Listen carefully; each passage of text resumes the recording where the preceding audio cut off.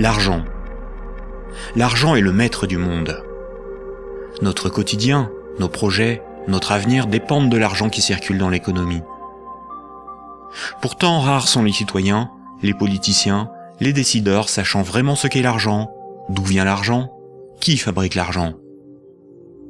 Beaucoup croient que l'argent est fabriqué par l'État, qu'ils ont réellement de l'argent sur leur compte, et que les banques prêtent l'argent de leurs déposants quand elles font crédit. Ces trois croyances sont fausses. La confusion règne au profit d'une finance mondialisée qui, de crise en crise, renforce son pouvoir de domination et détruit lentement nos démocraties, alors même qu'une infime proportion de la population mondiale n'a jamais accumulé autant de richesses. En partant de ce que tout le monde connaît, pas à pas, en employant les termes techniques, en illustrant chaque principe par des exemples simples, ce document vous donne les bases indispensables à la compréhension du système bancaire et monétaire, et met en perspective les crises financières et économiques qui ne cessent de s'aggraver depuis 2008. La monnaie est au cœur de nos économies. Elle en est le fluide qui permet les échanges des biens et des services. Les biens, ce sont les objets physiques qui ont un prix, comme de la nourriture, des outils, de l'immobilier, des objets de la vie courante, des véhicules, de l'électronique. Un service, c'est du temps que l'on consacre à réaliser quelque chose contre une rémunération. Les architectes, les médecins, les garagistes, les peintres, les avocats, les comptables vendent de leur temps, sous la forme de services. Les biens et les services sont achetés avec de la monnaie. Savoir qui crée la monnaie est donc indispensable pour comprendre comment le monde fonctionne. La monnaie prend plusieurs formes, qu'il faut bien distinguer. Sans la connaissance des diverses formes de monnaie et les mécanismes qu'elles impliquent, il est impossible de comprendre le système monétaire et bancaire, et plus globalement l'économie. Il y a la monnaie sous la forme de billets et de pièces de monnaie. On l'appelle la monnaie centrale corporelle. C'est celle que vous pouvez retirer au guichet ou au distributeur automatique de billets de votre banque.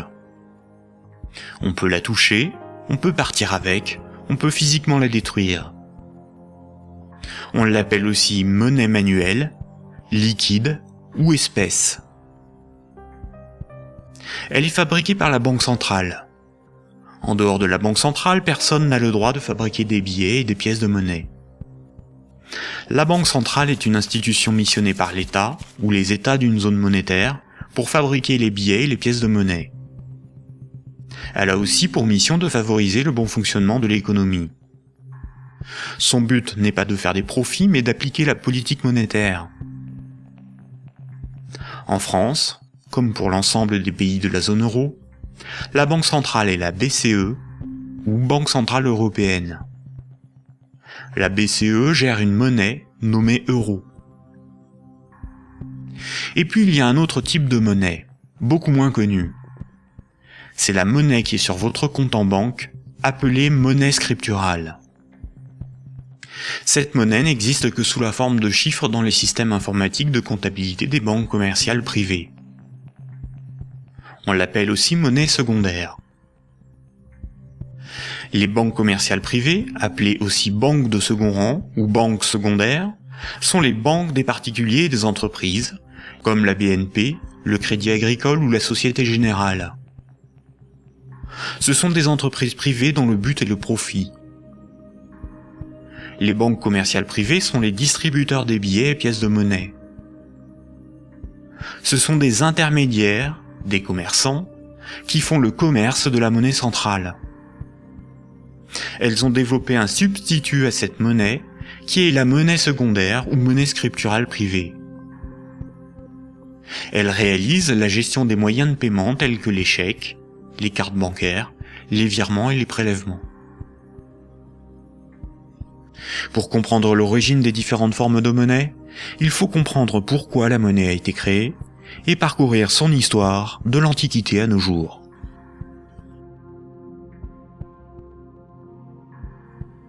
L'histoire de la monnaie s'étale sur des milliers d'années.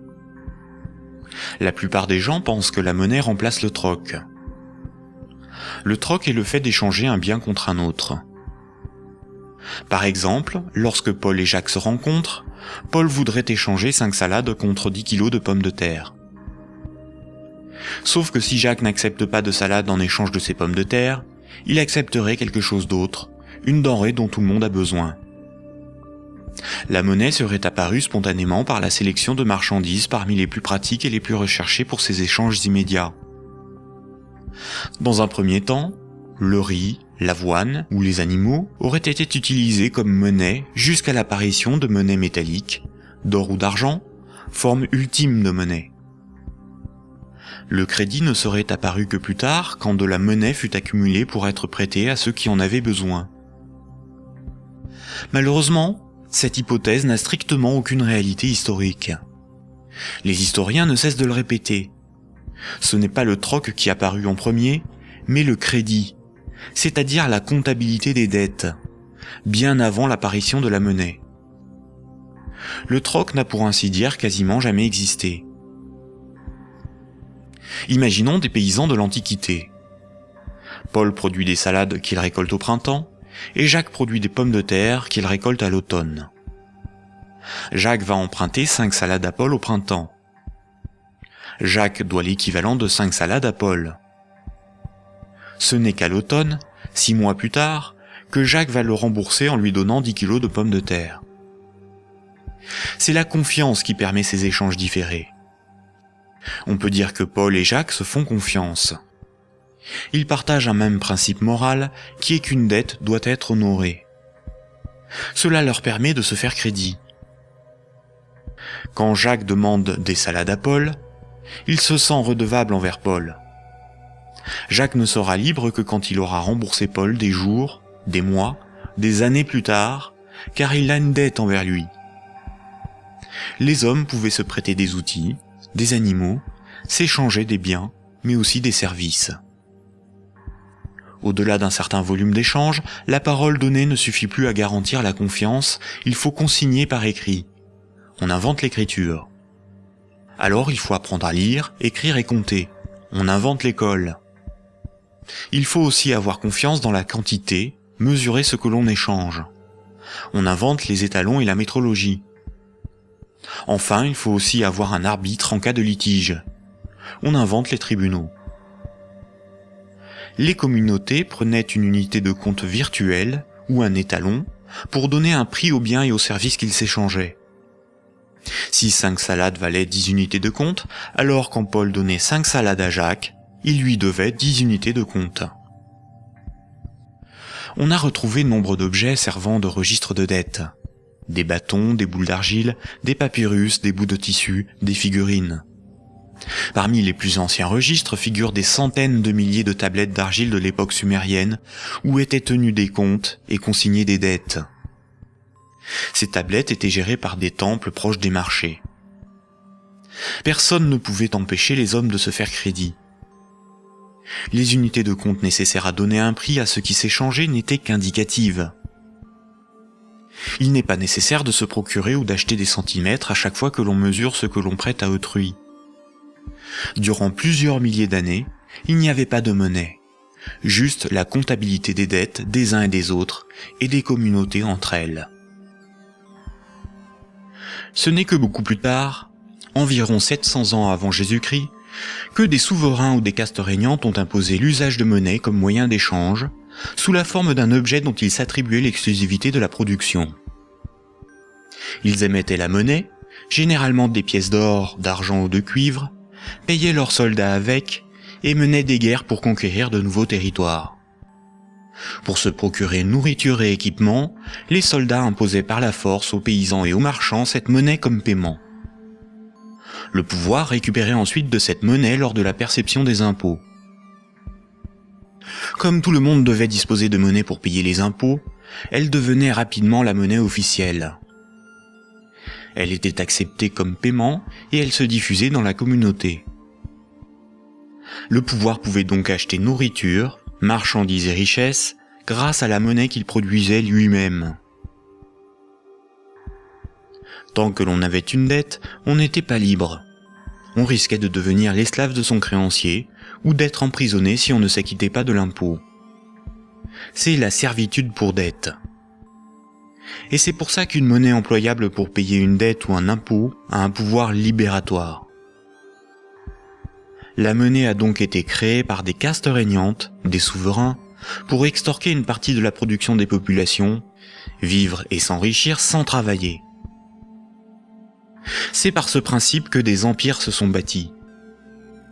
Historiquement, le troc n'était pratiqué que durant les périodes de chaos et de conflits, lorsque la monnaie venait à manquer. Au Moyen Âge, avec le développement du commerce, les métaux précieux comme l'or ou l'argent étaient devenus une monnaie internationale. Il était risqué de posséder et transporter ces métaux précieux. On risquait de se les faire dérober. À partir du XVIIe siècle, les marchands de Londres et de Stockholm commencèrent à confier la garde de leurs métaux précieux aux orfèvres, les négociants en métaux précieux. En échange, les orfèvres leur donnaient un reçu, un certificat de dépôt nominatif qui permettait à son détenteur de récupérer à tout moment son métal précieux. Lors des retraits, les orfèvres demandaient une petite somme pour le service de stockage rendu. Les boutiques des orfèvres devinrent des coffres fort bien gardés. Puis ces certificats sont devenus non nominatifs. Il était simplement inscrit dessus le poids de métal précieux qu'ils représentaient. Les marchands se mirent à se payer non pas en métal précieux, mais avec ces certificats. La monnaie papier était née. Les orfèvres constataient que les marchands laissaient leurs métaux précieux dans leurs coffres. Ils eurent donc l'idée de prêter ces métaux précieux à d'autres marchands pour développer leur commerce. Mais plutôt que de prêter les métaux précieux entreposés dans leurs coffres, les orfèvres émettaient des certificats papier. Quand les marchands remboursaient leurs dettes, ils rendaient les certificats et versaient un intérêt.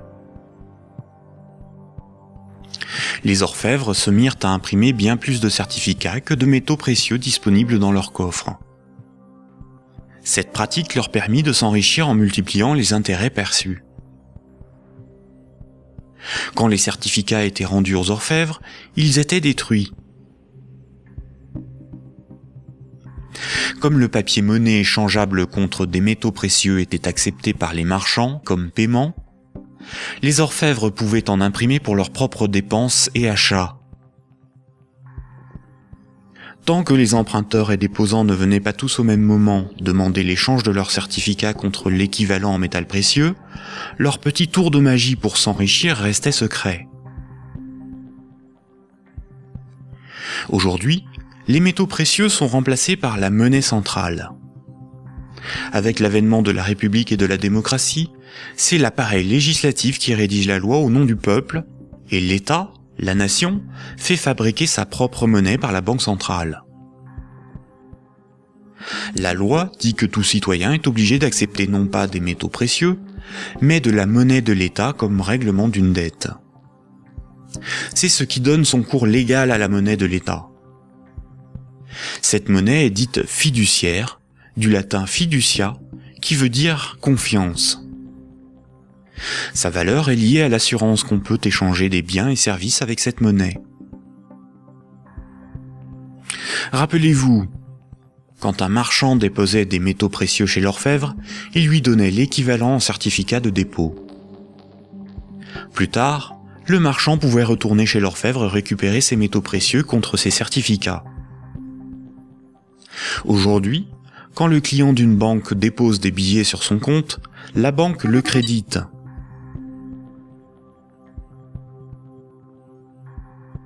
Il lui est possible de les retirer de son compte plus tard.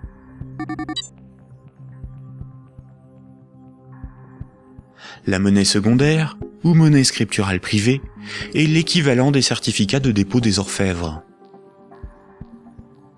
Tout comme le certificat de l'orfèvre est une reconnaissance de dette de l'orfèvre envers le marchand, un compte bancaire est une dette en monnaie centrale de la banque envers son client.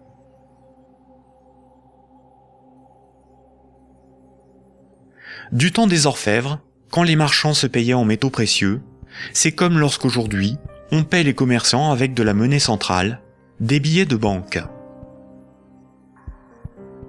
Ensuite, quand les marchands se payaient avec des certificats de dépôt de l'orfèvre, c'est comme lorsqu'aujourd'hui, on paie un commerçant par un transfert de monnaie scripturale de notre compte bancaire à celui du commerçant.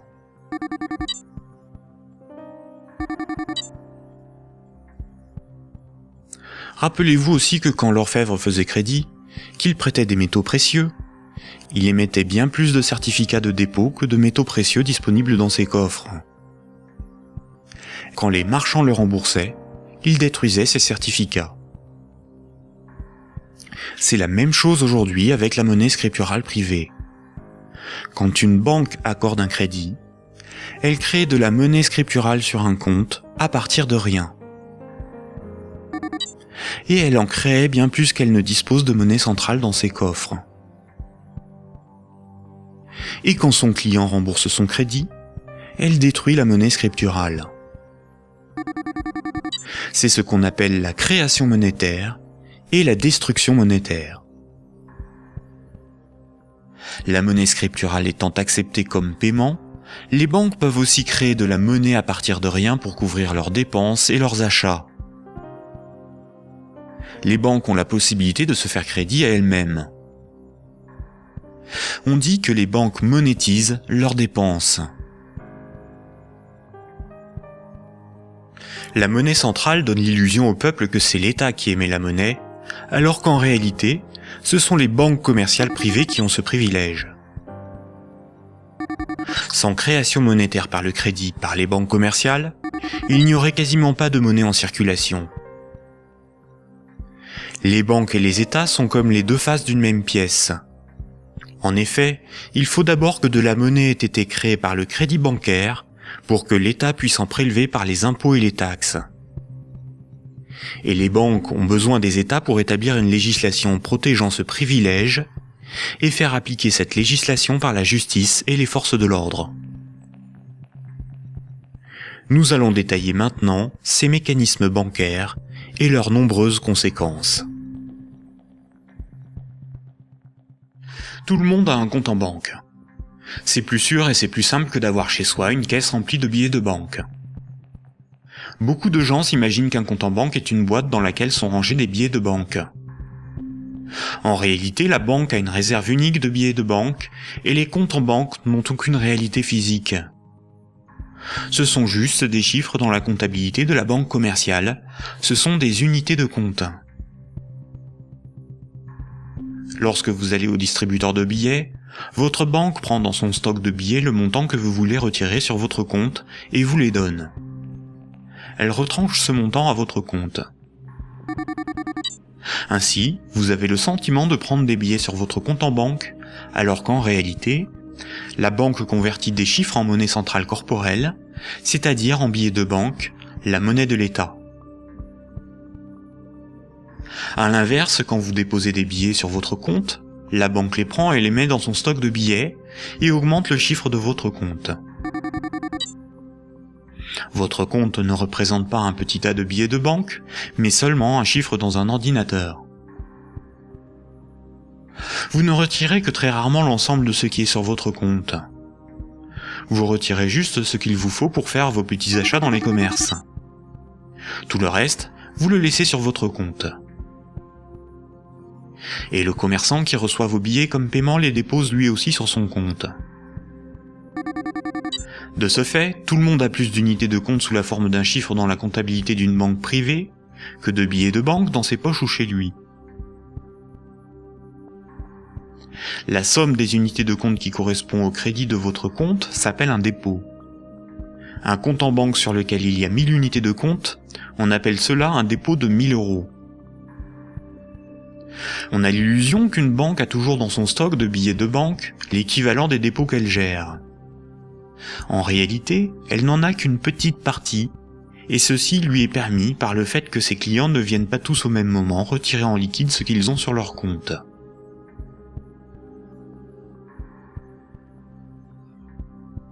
En Europe, la monnaie centrale est la monnaie qui a cours légal. C'est la monnaie officielle des États de la zone euro, dont l'État français. C'est la monnaie exigée par l'État pour le paiement des impôts et des taxes. La loi oblige les citoyens à accepter les billets de banque comme moyen de paiement, et elle sanctionne sévèrement ceux qui fabriquent de faux billets. En revanche, la monnaie inscrite au crédit d'un compte bancaire n'est qu'une reconnaissance de dette de la banque envers le détenteur du compte. Rien de plus. La loi impose aux banques commerciales privées de convertir ces unités de compte en billets de banque à votre demande. C'est pour cette raison que les banques commerciales appellent ces chiffres des euros. Les chiffres inscrits sur votre relevé de compte sont appelés euros, alors qu'en réalité, ce ne sont pas des euros. Ces unités de compte sont converties en euros au moment où vous les retirez de votre compte. Votre banque vous doit bien des euros, et c'est pour cette raison qu'il est marqué euros sur votre relevé de compte. Ces unités de compte sont tolérées par la loi comme moyen de paiement. Quand vous payez au moyen d'un chèque bancaire, d'une carte bleue ou d'un virement, vous réalisez un simple transfert d'un chiffre de votre compte à un autre. Tout ce qui sert de moyen de paiement est une monnaie. C'est pour cette raison que ces unités de compte sont appelées monnaie scripturale, monnaie secondaire ou monnaie scripturale privée. On peut dire que chaque banque a sa propre monnaie, car chaque banque a sa propre comptabilité, gère ses propres chiffres, ses propres unités de compte. Toutes les monnaies privées sont convertibles en monnaie centrale corporelle. Elles ont toutes la même valeur. Mais la monnaie scripturale d'une banque commerciale privée n'est garantie que par la banque elle-même. Une banque commerciale étant une entreprise comme une autre, elle peut faire faillite. Si elle fait faillite, elle ne peut plus garantir sa monnaie privée, et par conséquent les montants des comptes bancaires de ses clients. Les unités de compte sur les comptes bancaires peuvent tout simplement disparaître. Imaginons que vous ayez 10 000 € en billets de banque, c'est-à-dire en monnaie centrale corporelle, en monnaie de l'État. Vous avez confiance dans sa valeur, car vous avez confiance en l'État. Vous prenez ces 10 000 € et vous les déposez sur un compte au Crédit Agricole. En réalité, vous donnez cet argent à la banque qui les met dans son petit stock de billets et crédite votre compte. Le chiffre sur votre compte n'est qu'une reconnaissance de dette de 10 000 €. Ce sont des unités de compte privées, car la banque est maintenant propriétaire des 10 000 € que vous lui avez donnés, et qu'elle va probablement mettre dans un distributeur de billets pour que d'autres clients puissent retirer du liquide. La loi dit simplement qu'à votre demande, à tout moment, la banque est tenue de convertir les 10 000 unités de compte en billets de banque. Et ce que vous ne savez pas, c'est que la banque n'a qu'une petite partie des montants des comptes de ses clients sous la forme de billets de banque. Gardez à l'esprit que moins de 7% de la totalité de la monnaie en circulation est sous la forme de billets et de pièces de monnaie qui ont cours légal. Ce que vous avez sur votre compte, ce n'est qu'une promesse de remboursement en euros, et non de véritables euros.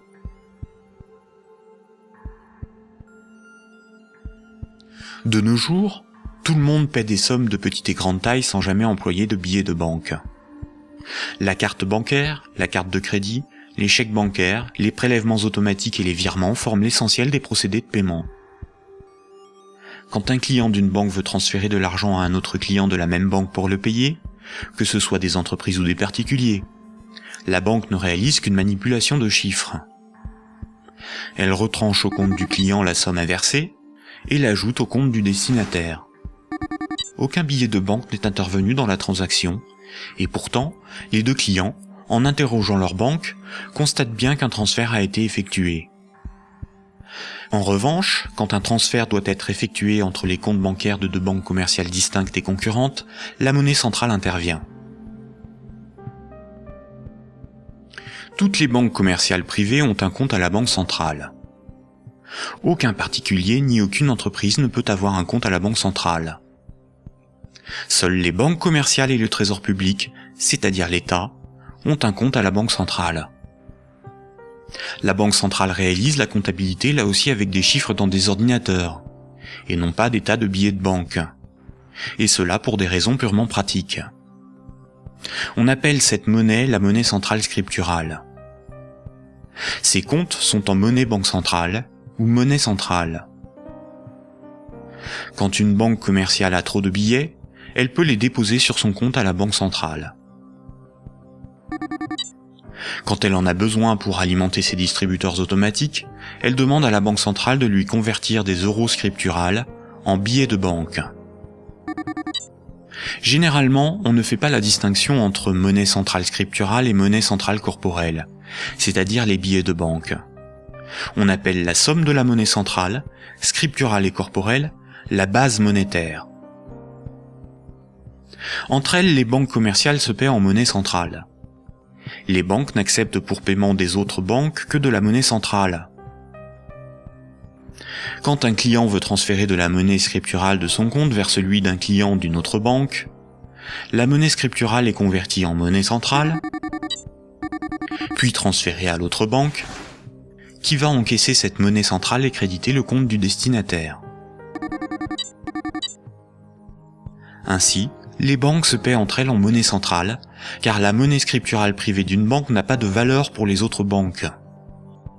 La comptabilité du Crédit Agricole n'a rien à voir avec la comptabilité de la Société Générale. Ce sont deux entreprises distinctes et concurrentes. Ce qui existe entre les banques et pour les banques, c'est uniquement la monnaie banque centrale. C'est celle qui a cours légal, c'est la monnaie de l'État. Quand un client d'une banque a 1000 euros sur son compte, la banque n'est pas riche de 1000 euros. Elle doit simplement 1000 euros en monnaie centrale à ce client. C'est un chiffre dans sa comptabilité. Ce qui fait la richesse de la banque, c'est ce qu'elle possède, comme des immeubles, des bureaux, des actions, des titres financiers, et la monnaie centrale qu'elle a sous la forme de billets de banque ou de monnaie centrale sur son compte à la banque centrale. En revanche, à tout moment, la banque peut devoir s'appauvrir de 1000 euros si ce client les transfère sur un compte d'une autre banque, car cette autre banque veut être payée en monnaie centrale.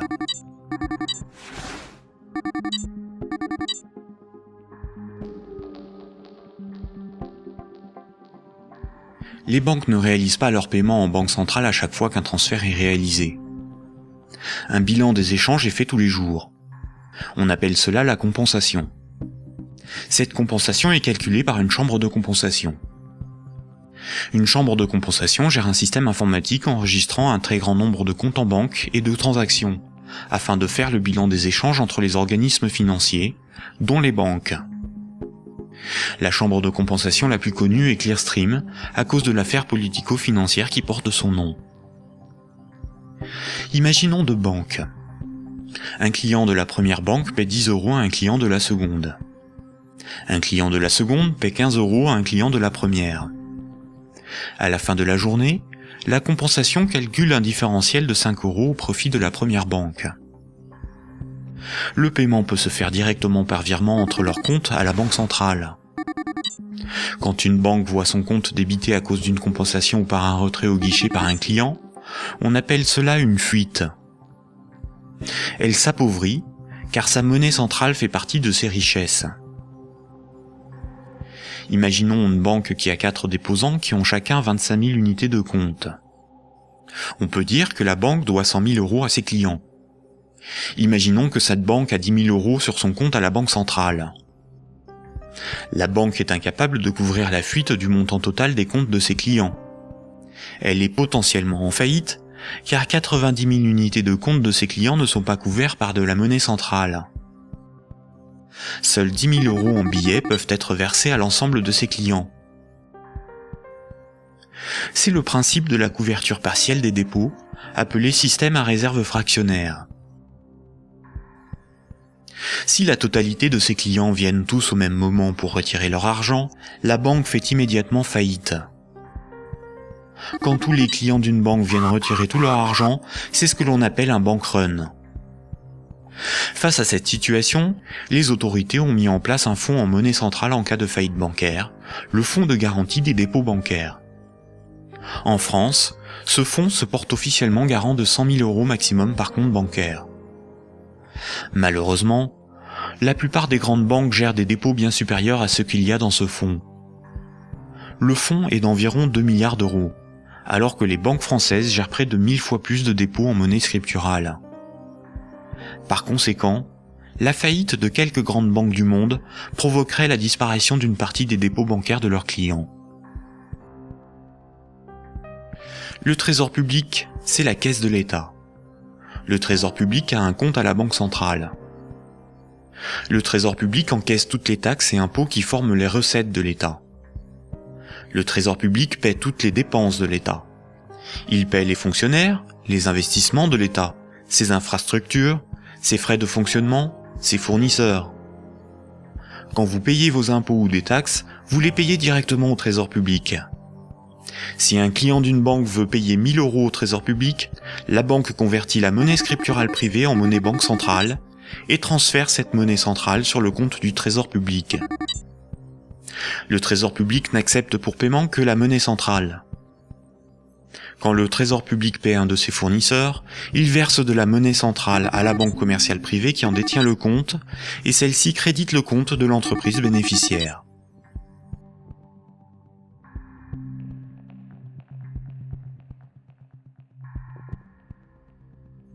Récapitulons. Le système monétaire est basé sur 2 espaces monétaires distincts et isolés.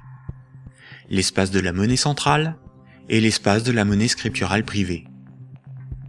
La monnaie centrale, c'est la monnaie de l'État. La monnaie centrale sert aux banques et au Trésor public pour se payer.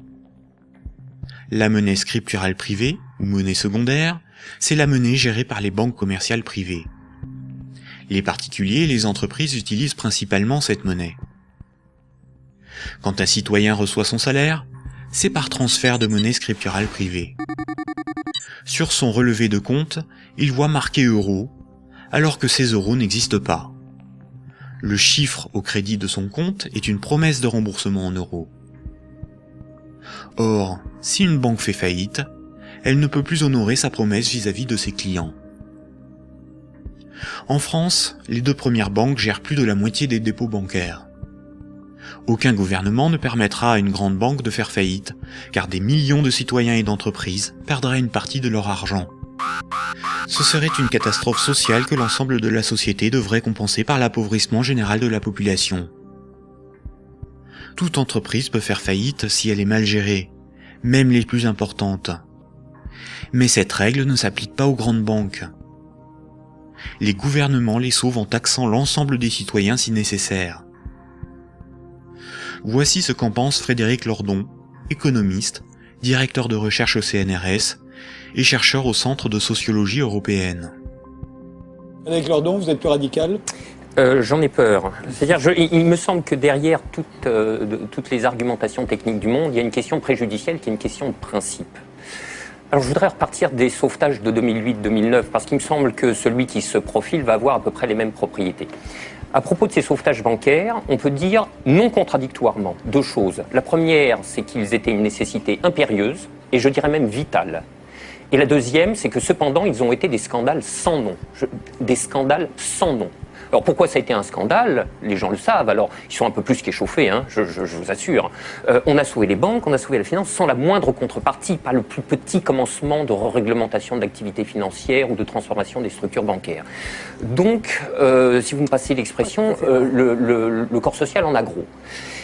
Mais pour autant, il était une nécessité impérieuse de les sauver, pour une raison extrêmement simple, c'est que il faut que les gens essayent de se figurer l'ampleur des dévastations économiques et sociales qui suivent de la matérialisation d'un risque systémique. C'est dans le cadre de cette hypothèse que je me situe. On pourra peut-être y revenir tout à l'heure. C'est-à-dire l'effondrement total de toutes les banques.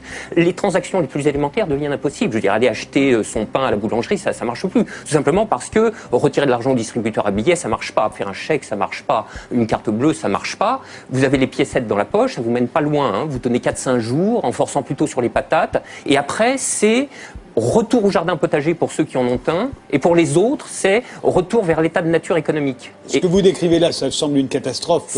Oui, c'est la catastrophe ultime si les banques ne sont pas sauvées et qu'elles tombent toutes ensemble. Ça pourrait se produire d'après vous, ça? Alors pour moi, La Grèce, oui. si vous voulez, c'est un événement qui est de l'ordre de l'impensable. C'est-à-dire, c'est un chaos social d'une telle ampleur qu'il me semble inconcevable que les États se désintéressent de la chose. Par conséquent, ils sont forcés de venir au secours de la finance, qu'ils le veuillent ou non. Et c'est exactement là que se noue le drame, si vous voulez. C'est dans cette articulation entre la nécessité impérieuse d'une part et le scandale de l'autre. Le corps social est forcé, par pouvoir public interposé, de venir au secours des banques, car si les banques calanchent, c'est le corps social qui calanche dans la semaine qui suit. Et forcément, les intérêts matériels de la population sont si intimement liés à la structure bancaire qu'il est impossible de la laisser crever. Et vous voyez donc là où est le problème, c'est que de par leur position très particulière dans la structure sociale du capitalisme, les banques sont les dépositaires de fait de deux biens publics vitaux pour une société marchande. Vitaux. Le premier, c'est les encaisses monétaires de la population, les dépôts, les épargnes. Je veux dire, si toutes les banques tombent, ceci s'évapore dans l'instant. Et c'est pas la peine de se gargariser avec le fonds de garantie des dépôts. Hein. Ça va si une banque ou deux tombe. Si la totalité s'écroule, le fonds saute comme un bouchon de champagne. Et le deuxième bien public vital, c'est l'intégrité du système des paiements. Et c'est parce que les banques ont capté ces biens publics qu'elles peuvent contraindre l'État, les corps sociaux à leur venir en aide. C'est quoi l'intégrité du système des paiements, c'est le fait que les banques sont les teneurs de compte, qu'elles les mouvementent, qu'elles les débitent, qu'elles les créditent, donc elles sont les opératrices. Absolument. C'est pas qu'elles les garantissent, c'est qu'elles opèrent très concrètement et très basiquement les transactions élémentaires. La gestion des moyens de paiement. Et exactement. Bon, alors, si vous voulez, là, il y a une situation de fait que les économistes appellent dans leur langage pluriel et amoral, mais dont le vrai nom est prise d'otage. Et celle-là, elle est colossale. Si vous voulez, chaque fois qu'il y a un mouvement social dans les transports ou le ramassage des ordures, on vous bassine avec la prise d'otage des syndicats. Mais ça, c'est une prise d'otage, mais cosmique. C'est énorme. Personne n'en parle jamais. Donc, la question de principe est la suivante. Derrière la question du sauvetage des banques et derrière la question des banques tout court, le corps social doit se poser la question de savoir s'il continue de tolérer que ces biens publics vitaux soient ainsi remis à des intérêts privés, et spécialement à des intérêts privés aussi mal éclairés que ceux de la finance, quand elle est mouillée jusqu'aux sourcils dans les marchés de capitaux. Bon, je trouve que poser la question, c'est y répondre. Et si on ne répond pas non, cette obligation de venir à la rescousse des banques se reposera éternellement. D'où ma conclusion. Il faut envisager la déprivatisation intégrale du secteur bancaire. La nationalisation. Alors, la nationalisation...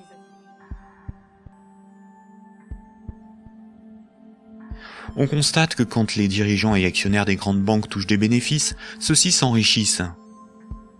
Mais quand les grandes banques sont en difficulté, ce sont les États, c'est-à-dire l'ensemble des citoyens, qui les sauvent. Cela résume l'adage désormais bien connu: les banques privatisent leurs gains et socialisent leurs pertes.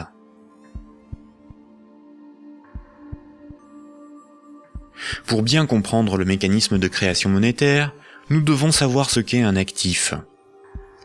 Imaginons que Paul possède une moto, des vêtements, une télévision, un ordinateur et 200 € sur lui en billets de banque. Tout ceci représente ses actifs, car les actifs, c'est ce que l'on possède. Les 200 € qu'il a sur lui sont ses actifs financiers. Maintenant, Jacques emprunte à Paul 100 €. En lui empruntant cette somme, Jacques signe une reconnaissance de dette l'engageant à rembourser Paul dans 1 mois. Les actifs financiers de Paul restent de 200 €, car il possède encore 100 € en billets, ainsi que la reconnaissance de dette de Jacques d'une valeur de 100 €. Cette reconnaissance de dette va à ses actifs, car il s'agit de quelque chose qu'il possède. Paul a ce qu'on appelle une créance sur Jacques. Jacques est débiteur de Paul. En cas de litige, si Jacques ne rembourse pas Paul, la justice pourra intervenir pour forcer Jacques à respecter ce contrat. Elle pourra alors le forcer à vendre un de ses actifs matériels pour rembourser Paul, comme sa télévision s'il en a une. Généralement, la comptabilité d'une entreprise ou d'une banque est synthétisée sous la forme d'un bilan. Un bilan comptable est une synthèse permettant de représenter ce que l'entreprise possède, ses actifs, et ce qui lui appartient pas ou ce qu'elle doit, son passif. La différence entre son actif et son passif représente son résultat. On peut aussi l'appliquer à un particulier. Voici à quoi ressemblerait le bilan de Paul. Dans les actifs de Paul figurent ses actifs financiers, constitués de ses billets de banque et de la dette de Jacques, ainsi que ses actifs matériels, constitués de sa télévision, son ordinateur, sa moto, dont la valeur de revente à date est estimée de 1 000 €. Pour notre démonstration, nous ne garderons que les actifs financiers. Son bilan financier est positif de 200 €. Le bilan de Jacques, qui n'avait aucun actif, est celui-ci. Jacques possède 100 € en billets, mais doit aussi 100 € à Paul. Le passif, c'est ce qu'on doit. Son bilan est donc nul, car son passif annule son actif. Donc un actif est quelque chose qui a une valeur financière que l'on peut inscrire dans un bilan. S'il est à l'actif du bilan, c'est quelque chose que l'on possède. S'il est au passif du bilan, c'est quelque chose qui ne nous appartient pas et que l'on doit à quelqu'un d'autre. Imaginons maintenant que Nicolas, qui a 300 € en billets de banque, propose à Paul de lui racheter sa créance sur Jacques. Il va donc pour cela lui donner 100 € et modifier le bénéficiaire du contrat de sorte que Jacques doive maintenant la somme non plus à Paul, mais à Nicolas. Voici à quoi ressemblerait le bilan de Paul. On constate que Paul a retrouvé ses 200 € en billets de banque. Son bilan financier est positif de 200 €. Le bilan de Jacques, qui n'avait aucun actif, n'a pas changé. Son bilan est toujours nul. Le bilan de Nicolas, qui avait 300 € d'actifs, est maintenant celui-ci. Il reste à Nicolas 200 € en billets de banque et la reconnaissance de dette de Jacques, qui a une valeur, à terme, de 100 €. Le bilan de Nicolas est positif de 300 €. Lorsque Jacques devait 100 € à Paul, Paul prenait le risque que Jacques ne le rembourse pas. Quand Paul a vendu la reconnaissance de dette à Nicolas, c'est Nicolas qui prend le risque de n'être pas remboursé par Jacques. C'est un transfert de risque sur une créance. Si Jacques ne rembourse pas sa dette, le bilan de Nicolas peut perdre jusqu'à 100 €. On dit alors que Jacques fait défaut sur tout ou partie de sa dette. Nicolas perdrait 100 € sur son bilan, correspondant à la créance que Jacques n'a pas honorée. Nous voyons donc qu'une créance peut être un actif et peut être revendue au même titre qu'une moto ou des vêtements. Les actifs matériels ont une valeur estimative. Certains actifs matériels perdent de leur valeur avec le temps. C'est le cas d'un ordinateur ou d'une moto. Ils ne peuvent pas facilement être employés pour régler des dettes. En revanche, les actifs financiers ont une valeur connue. La créance sur Jacques ou les billets de banque ont des valeurs fixes. Le bilan d'une banque se présente comme le bilan de n'importe quelle entreprise. La banque a des actifs qui sont ses richesses, ce qu'elle possède, et un passif qui représente ce qui ne lui appartient pas, ses dettes. Nous avons vu que le crédit d'un compte bancaire d'un client est une dette de la banque envers celui-ci. Les dépôts correspondant au compte bancaire de ses clients sont donc enregistrés au passif de son bilan. Si on lit ce bilan, on comprend que la banque doit au total 600 € à ses clients. Imaginons qu'un de ses clients, Paul, a un dépôt de 100 unités de compte. Voici le bilan de la banque. Elle doit 100 € à Paul, ce qui correspond au dépôt que Paul a réalisé sur son compte. Ce compte en banque est dit à vue, c'est-à-dire que Paul peut tout de suite utiliser ses unités de compte pour un paiement. Paul souhaite emprunter 1 000 € à sa banque. La banque établit le contrat de prêt qu'elle lui fait signer. Ce contrat l'engage à rembourser la banque selon un échéancier précis. Paul devra rembourser les 1 000 € empruntés, appelés capital du crédit, plus 50 € d'intérêt. Pour créditer le compte de Paul, la banque ne prend pas les dépôts d'autres clients pour lui donner. Elle augmente simplement le chiffre inscrit sur son compte bancaire. Elle crée des unités de compte à partir de rien. La banque ne doit plus 100 € à Paul, mais 1 100 €. Le contrat de prêt de Paul apparaît sur son bilan comme quelque chose qu'elle possède. Cette créance sur Paul est à son actif. Les comptes des autres clients n'ont rien à voir avec cette opération. On dit que la banque a monétisé la créance sur Paul. Elle a transformé cette créance en moyen de paiement sous la forme de monnaie scripturale privée ajoutée au compte de Paul.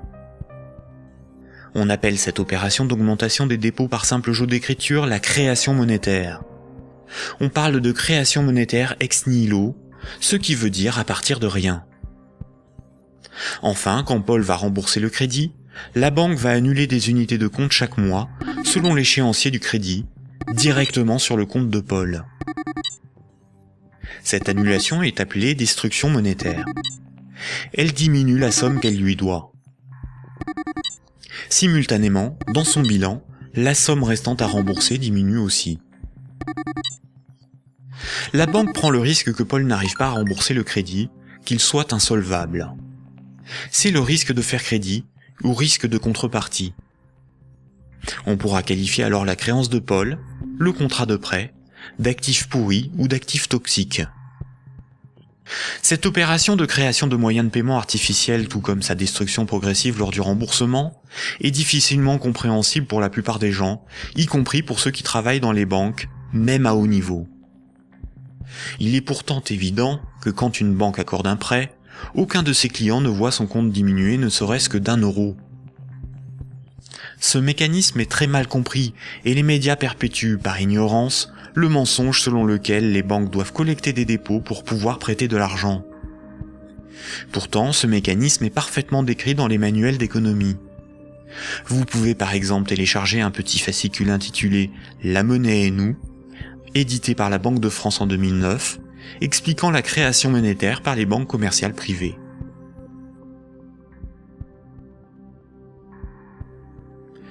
La création et la destruction monétaire peuvent être résumées par une simple phrase. Ce sont les crédits qui font les dépôts, et non les dépôts qui font les crédits. Cette phrase permet de se rappeler que la totalité de la monnaie en circulation sur nos comptes en banque ou dans nos poches est créée par le crédit bancaire. Quand une banque accorde un crédit à un de ses clients, elle crée de la monnaie scripturale privée en augmentant le solde du compte de celui-ci. Elle ne crée pas des euros, mais des unités de compte convertibles en euros. Plus il y a de crédits accordés par les banques, plus il y a de dépôts, de billets et de pièces de monnaie. La totalité de la monnaie en circulation dans l'économie représente ce qu'il reste à rembourser des crédits contractés. Quand Paul achète une automobile à crédit, il paie tout de suite le vendeur avec la monnaie créée. 2 jours plus tard, le vendeur achète une télévision, des livres et un ordinateur. Les vendeurs de la télévision, des livres et de l'ordinateur vont eux aussi réaliser des achats. Paul n'a pas commencé à rembourser son crédit que la monnaie circule déjà dans l'économie. Le nombre de fois dans une année qu'une unité de compte va servir de paiement est appelé vitesse de circulation de la monnaie ou vélocité de la monnaie. 100 unités de compte échangées 10 fois pour des paiements représente 1000 € de paiement. L'argent qui circule de compte en compte est donc en réalité une dette qui circule. Les billets et pièces de monnaie en circulation sont une conversion de monnaie scripturale privée créée lors des crédits. Chaque unité de monnaie scripturale sur nos comptes bancaires et chaque billet ou pièce de monnaie dans nos poches a été créé lorsqu'un particulier, une entreprise ou un État a emprunté de l'argent à une banque. Une banque peut aussi créer des unités de compte pour ses propres dépenses. Pour cela, une banque ouvre un compte pour chacun de ses salariés ou fournisseurs. Ensuite, elle crée des unités de compte à partir de rien sur ses comptes. C'est comme cela que les banques assument leurs charges ou réalisent des investissements. On dit que la banque monétise ses frais de fonctionnement ou ses achats. Quand elle paie un employé ou un fournisseur par création monétaire, la banque ne fait rien de plus que de se créer une nouvelle dette envers celui-ci. A l'inverse, quand une banque prélève une somme sur votre compte en banque, elle n'opère aucun transfert. Quand elle prélève des frais bancaires ou simplement les mensualités de remboursement d'un crédit bancaire, elle détruit de la monnaie. Ainsi, votre banque vous doit moins d'argent. Comme nous l'avons vu, historiquement, la monnaie remplaçant le troc est un mythe qui vous laisse penser que la monnaie est un élément physique permanent, et donc il y a quelque chose sur votre compte. Ceci vous semble d'autant plus vrai que vous pouvez retirer des billets de banque de votre compte. Les médias vous font croire qu'une banque doit amasser de la monnaie avant de pouvoir en prêter. Mais en réalité, les banques ne prêtent pas l'argent des autres clients, puisque ce sont elles qui le fabriquent lors des crédits et qui le détruisent lors du remboursement des crédits. Un crédit n'est en rien un prêt ou un emprunt. Il s'agit en réalité d'une création monétaire temporaire ou d'une location de moyens de paiement. Récapitulons. La monnaie scripturale privée est créée par les crédits, à partir de rien.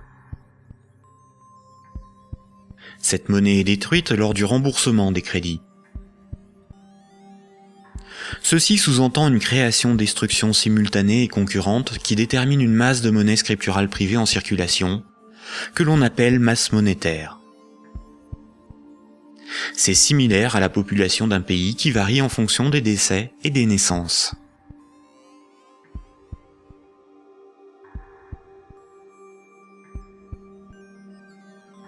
Trois citoyens et un banquier échouent sur une île déserte au beau milieu de l'océan.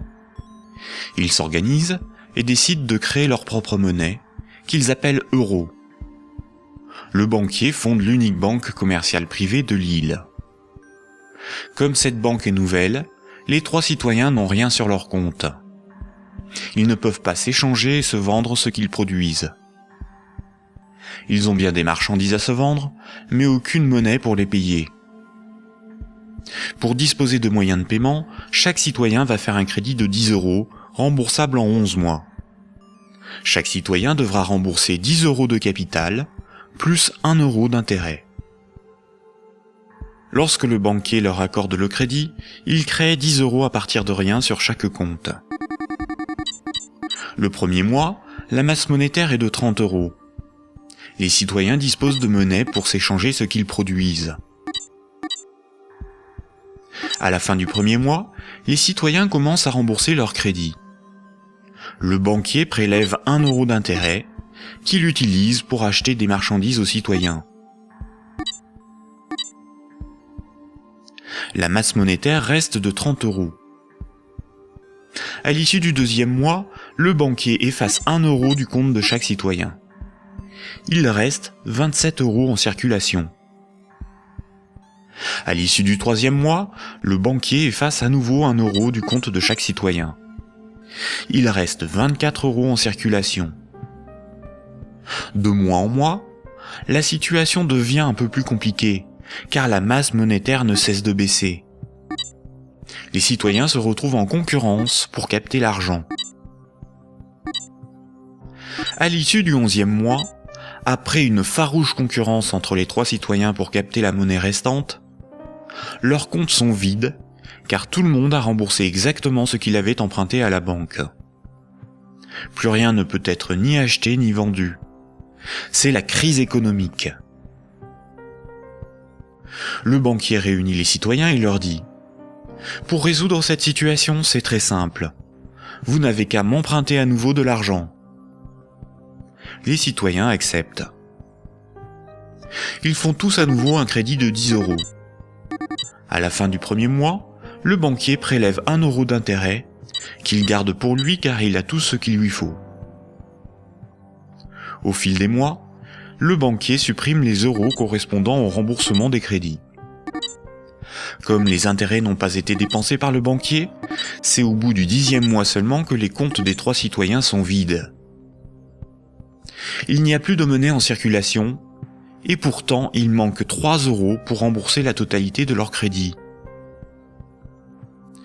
Le banquier réunit les citoyens et leur dit « Il y a une manière très simple de repousser le moment où vous serez à zéro sur vos comptes.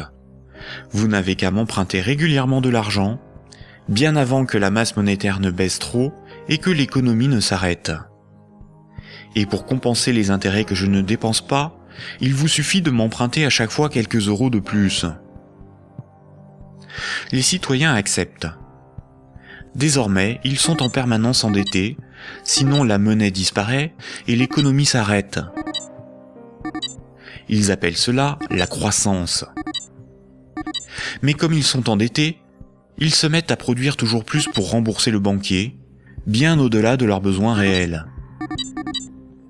Ils ne produisent pas pour avoir de quoi se vêtir, se nourrir ou se loger. Ils produisent pour avoir l'argent nécessaire pour rembourser leur crédit. L'argent est devenu le moteur de leur vie, et non ce dont ils ont besoin pour vivre. Ce système permet au banquier de ne rien produire. Il passe son temps à gérer ses comptes, à créer de la monnaie puis à la détruire. Avec la monnaie qu'il fabrique, il achète ce dont il a besoin aux citoyens. Rapidement, les ressources naturelles de l'île viennent à manquer. Il n'y a plus de bois, plus de gibier, plus d'eau, plus de terre pour produire toujours plus. La croissance a épuisé les ressources naturelles et détruit l'environnement. Cette petite histoire met en valeur de réalités tout à fait surprenantes. D'une part, les sommes dues aux banques sont globalement supérieures aux sommes disponibles pour les rembourser. D'autre part, si tout le monde remboursait ses dettes, il n'y aurait quasiment plus de monnaie en circulation dans le monde. Tous les comptes seraient vides, tous les billets et pièces de monnaie disparaîtraient. Le système monétaire fonctionne comme un système pyramidal. Pour payer les crédits en cours de remboursement, il faut que de nouveaux crédits soient accordés. Sinon, la monnaie se raréfie et certains emprunteurs sont dans l'incapacité de rembourser leurs crédits.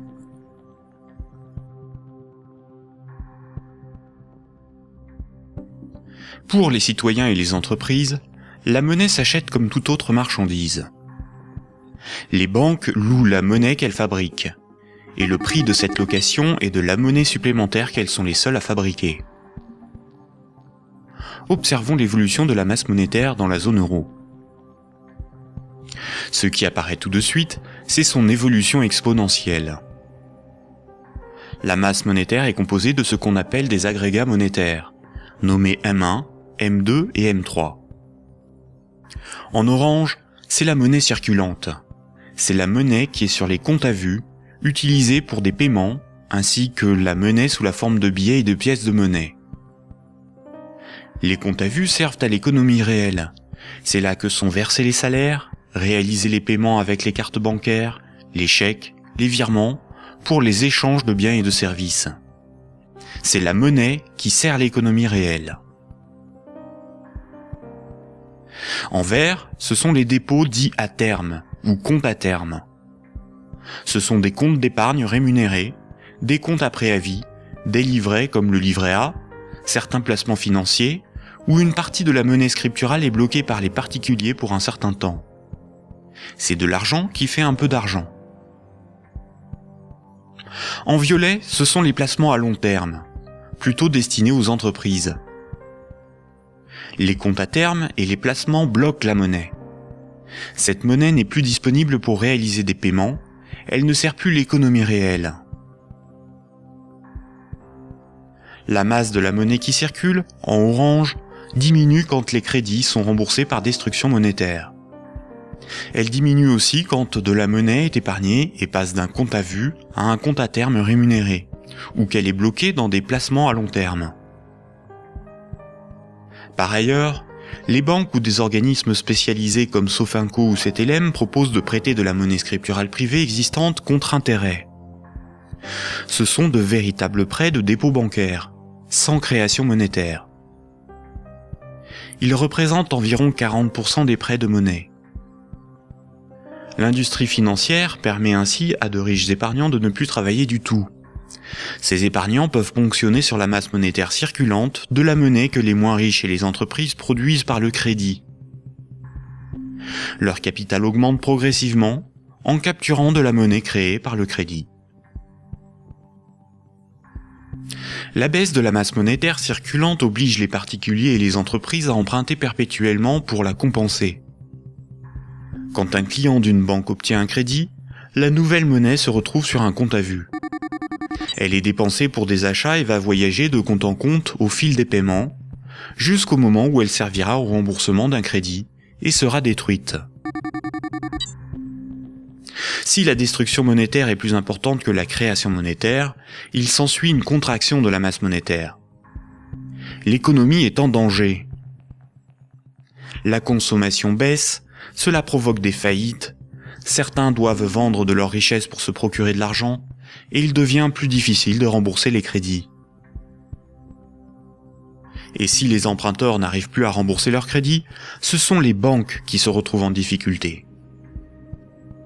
Les économistes et les politiciens sont condamnés à appeler de leur vœu la relance de la consommation pour assurer une demande de crédit perpétuelle. Car sans crédit, la monnaie disparaît. Rappelez-vous, tous les jours, la compensation calcule ce que les banques commerciales privées se doivent. Les banques règlent leurs dettes en monnaie centrale. Quand une banque se procure de la monnaie centrale, on appelle cela le refinancement. Elles ont plusieurs possibilités. Elles peuvent demander à la banque centrale un crédit en monnaie centrale. Pour cela, elles déposent des titres financiers en garantie, par exemple des obligations d'État, et la banque centrale crédite leurs comptes. C'est à ce moment-là que la monnaie centrale est créée. Le taux d'intérêt qu'applique la banque centrale lors de ces crédits est appelé taux directeur. Cette monnaie centrale peut être convertie en billets de banque. Mais la plupart du temps, les banques commerciales privées se prêtent entre elles de la monnaie centrale ou se font crédit. Elles peuvent pour cela se faire confiance ou se donner là aussi des titres financiers comme garantie. C'est ce qu'on appelle le marché interbancaire. Comme toutes les banques se font crédit, se prêtent de la monnaie centrale ou des titres financiers, cela fait qu'elles sont toutes liées les unes aux autres. Si une grande banque fait faillite et qu'elle ne rembourse pas ce qu'elle avait emprunté aux autres banques, ce sont toutes les autres banques qui font faillite par effet domino. En 2008, les dérives du système financier ont provoqué une crise de liquidité dans le système bancaire. La crise de liquidité fait que les banques n'arrivent plus à régler leurs dettes, à se procurer de la monnaie centrale ou à se faire crédit. Les banques ont alors cessé d'accorder des crédits. L'évolution normale de la masse monétaire aurait dû être celle-ci. Malheureusement, la crise bancaire a stoppé la progression de la masse monétaire et s'est transformée en crise économique. Les États ont dû sauver les banques de la faillite. Mais le véritable coût de la crise financière est l'explosion de la dette des États pour éviter une aggravation de la crise, des milliers de faillites d'entreprises, des millions de nouveaux chômeurs. À l'avenir, une partie des dépôts bancaires pourrait être supprimée pour sauver les banques. Ainsi, les banques doivent moins d'argent à leurs clients, ce qui équilibre leur bilan. C'est ce qui s'est passé à Chypre en 2013. À partir de 2009, certaines banques centrales ont créé et donné des milliards en monnaie centrale aux banques commerciales pour faciliter le règlement de leurs dettes et ainsi leur éviter la faillite et relancer le crédit. C'est ce qu'on appelle des politiques d'assouplissement quantitatif ou quantitative easing. Cette monnaie centrale nouvelle pourrait être représentée sur ce graphique en tant que M0, appelée aussi base monétaire. Plutôt que d'accorder des crédits aux entreprises et aux particuliers avec une rentabilité incertaine, les banques commerciales privées ont utilisé cette monnaie centrale pour spéculer et acheter de la dette souveraine. Ainsi, d'une manière totalement artificielle, les bourses n'ont cessé de monter, la finance de s'enrichir et les États de s'endetter. Puisque pour rembourser les crédits passés, il faut que de nouveaux crédits soient accordés, on comprend mieux pourquoi les politiques d'austérité et de désendettement sont un suicide économique. Le crédit permet aux particuliers et aux entreprises d'acquérir des biens réels et à l'économie de se développer. La masse monétaire augmente. Une politique d'austérité provoque une contraction de la masse monétaire, condamnant à la faillite certains emprunteurs, qu'ils soient des particuliers, des entreprises ou des États. Les banques de ces emprunteurs peuvent saisir leurs maisons, leurs machines, leurs stocks. Les États doivent privatiser les services publics pour rembourser les marchés financiers. La baisse de la masse monétaire provoque la rareté de la monnaie, et cette rareté provoque in fine des transferts de richesses réelles des débiteurs vers la minorité des créanciers, notamment les banques. C'est similaire au processus organisé par l'Occident vis-à-vis des pays en voie de développement. On endette ces pays pour qu'ils nous achètent des infrastructures, des machines, des moyens de production, via des prêts du FMI et de la Banque mondiale. Incapables de rembourser les crédits, leur faillite permet de saisir les ressources naturelles ou même ceux qu'ils ont achetés grâce à ces crédits. Le PIB d'un pays, c'est approximativement la somme des revenus dans ce pays en une année. Dans la zone euro, la dette des États représente 90% du PIB. Et les dettes du secteur privé représentent 160% du PIB. En d'autres termes, pour rembourser toutes les dettes, il nous faudrait travailler 2 ans et demi en donnant tous nos revenus aux banques et aux marchés financiers. Or, si on remboursait toutes nos dettes, il n'y aurait plus de monnaie en circulation. Ce système pyramidal de dette n'est viable que dans un équilibre précaire, car la capacité des emprunteurs à rembourser leurs crédits dépend de la capacité d'autres emprunteurs à contracter de nouveaux crédits.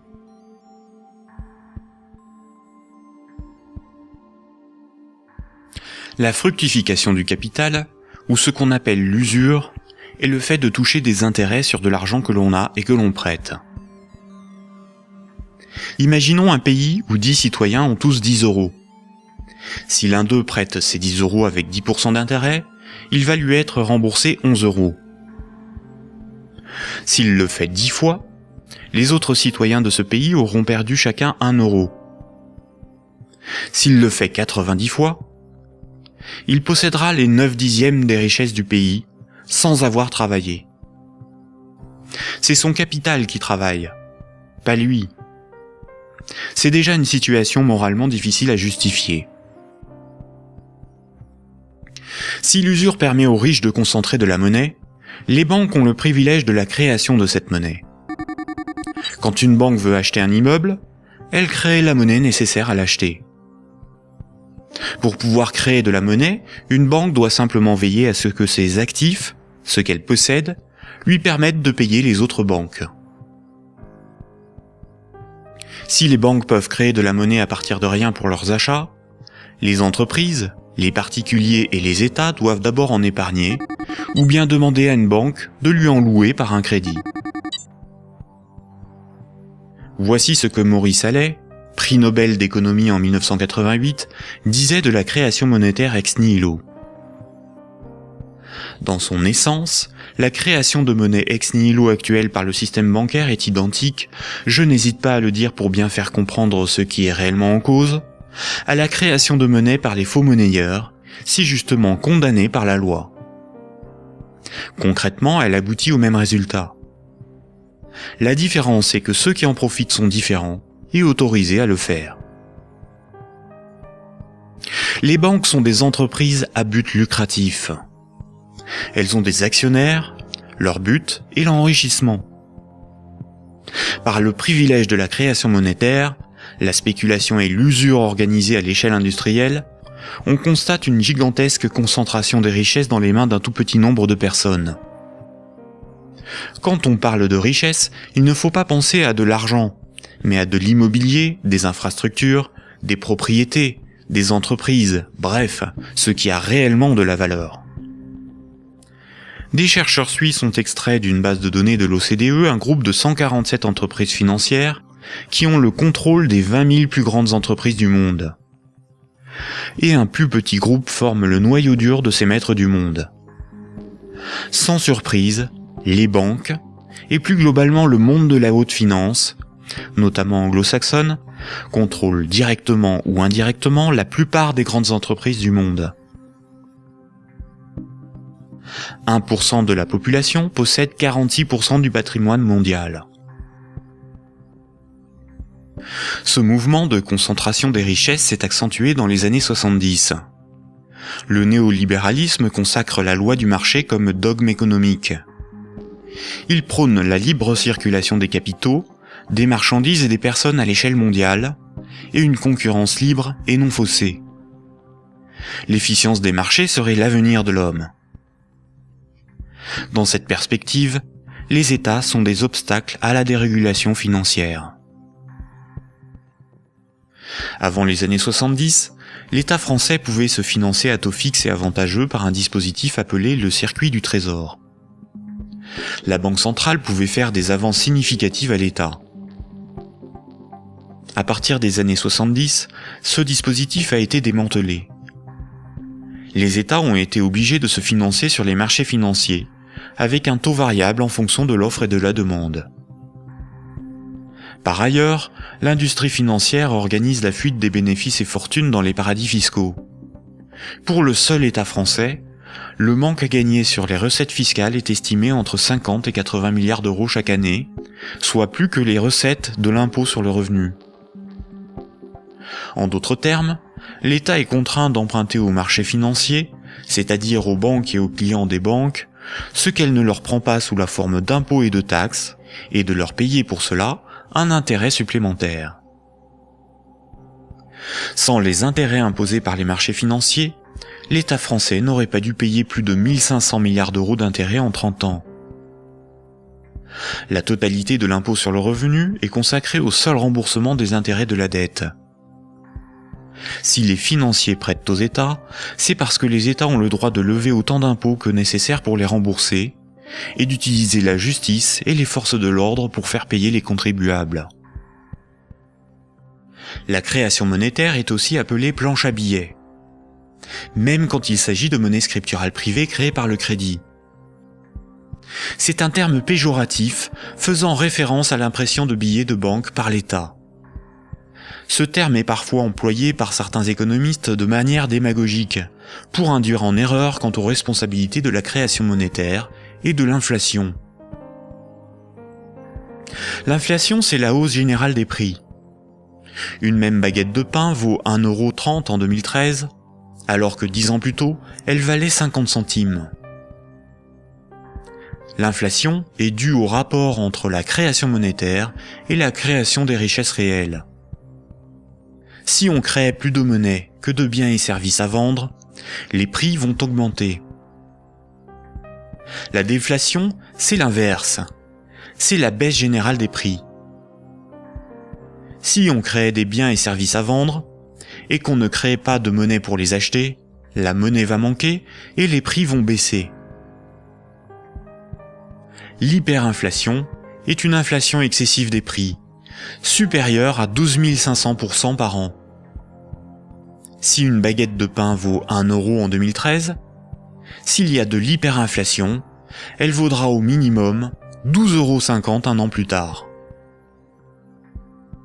Dans les années 70 et 80, l'inflation a atteint 15%, alors même que l'interdiction de permettre à la Banque centrale de faire des avances à l'État devait nous prémunir d'une telle situation.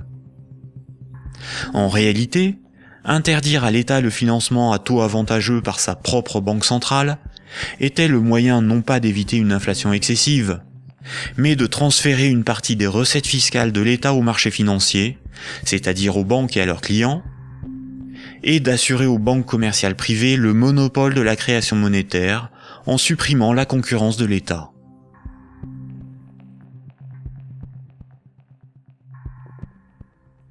Voici ce qu'on pouvait lire en 1924, avant la Grande Dépression de 1929, dans le magazine de l'Association des banquiers des États-Unis. Le capital doit assurer sa propre protection par tous les moyens possibles, grâce à la coalition et à la législation. Les dettes doivent être collectées et les hypothèques exercées le plus rapidement possible. Lorsque les personnes ordinaires perdent leur maison à travers le processus de la loi, elles deviennent plus dociles et peuvent plus facilement être dirigées grâce au bras fort du gouvernement représenté par les principaux acteurs financiers et par une puissance centrale due aux richesses. Ces vérités sont bien connues de nos principaux intervenants, qui s'appliquent désormais à créer un impérialisme permettant de gouverner le monde. En divisant les votants grâce au système de partis politiques, nous les manipulons afin qu'ils dépensent toute leur énergie pour des problèmes n'ayant aucune importance. C'est donc grâce à une action discrète que nous garantirons la pérennité de ce que nous avons si bien planifié et accompli. Rappelez-vous, dans l'Antiquité, la monnaie physique a été inventée par des souverains pour lever des armées, conquérir de nouveaux territoires et instaurer une dépendance des peuples à la monnaie par la levée des impôts. Toutes les dettes devaient être réglées avec la monnaie du souverain. Cela lui permettait d'acheter les richesses aux populations avec la monnaie qu'il fabriquait lui-même. Une seule et même organisation gérait la fabrication de la monnaie, les armées, la législation, la justice et les forces de l'ordre. Aujourd'hui encore, la monnaie reste un instrument de domination et un élément clé de la géopolitique. Le siècle dernier a été celui du dollar américain. Le dollar américain est de loin la monnaie la plus répandue sur Terre. Le budget militaire américain est égal aux dépenses militaires de tous les autres pays réunis.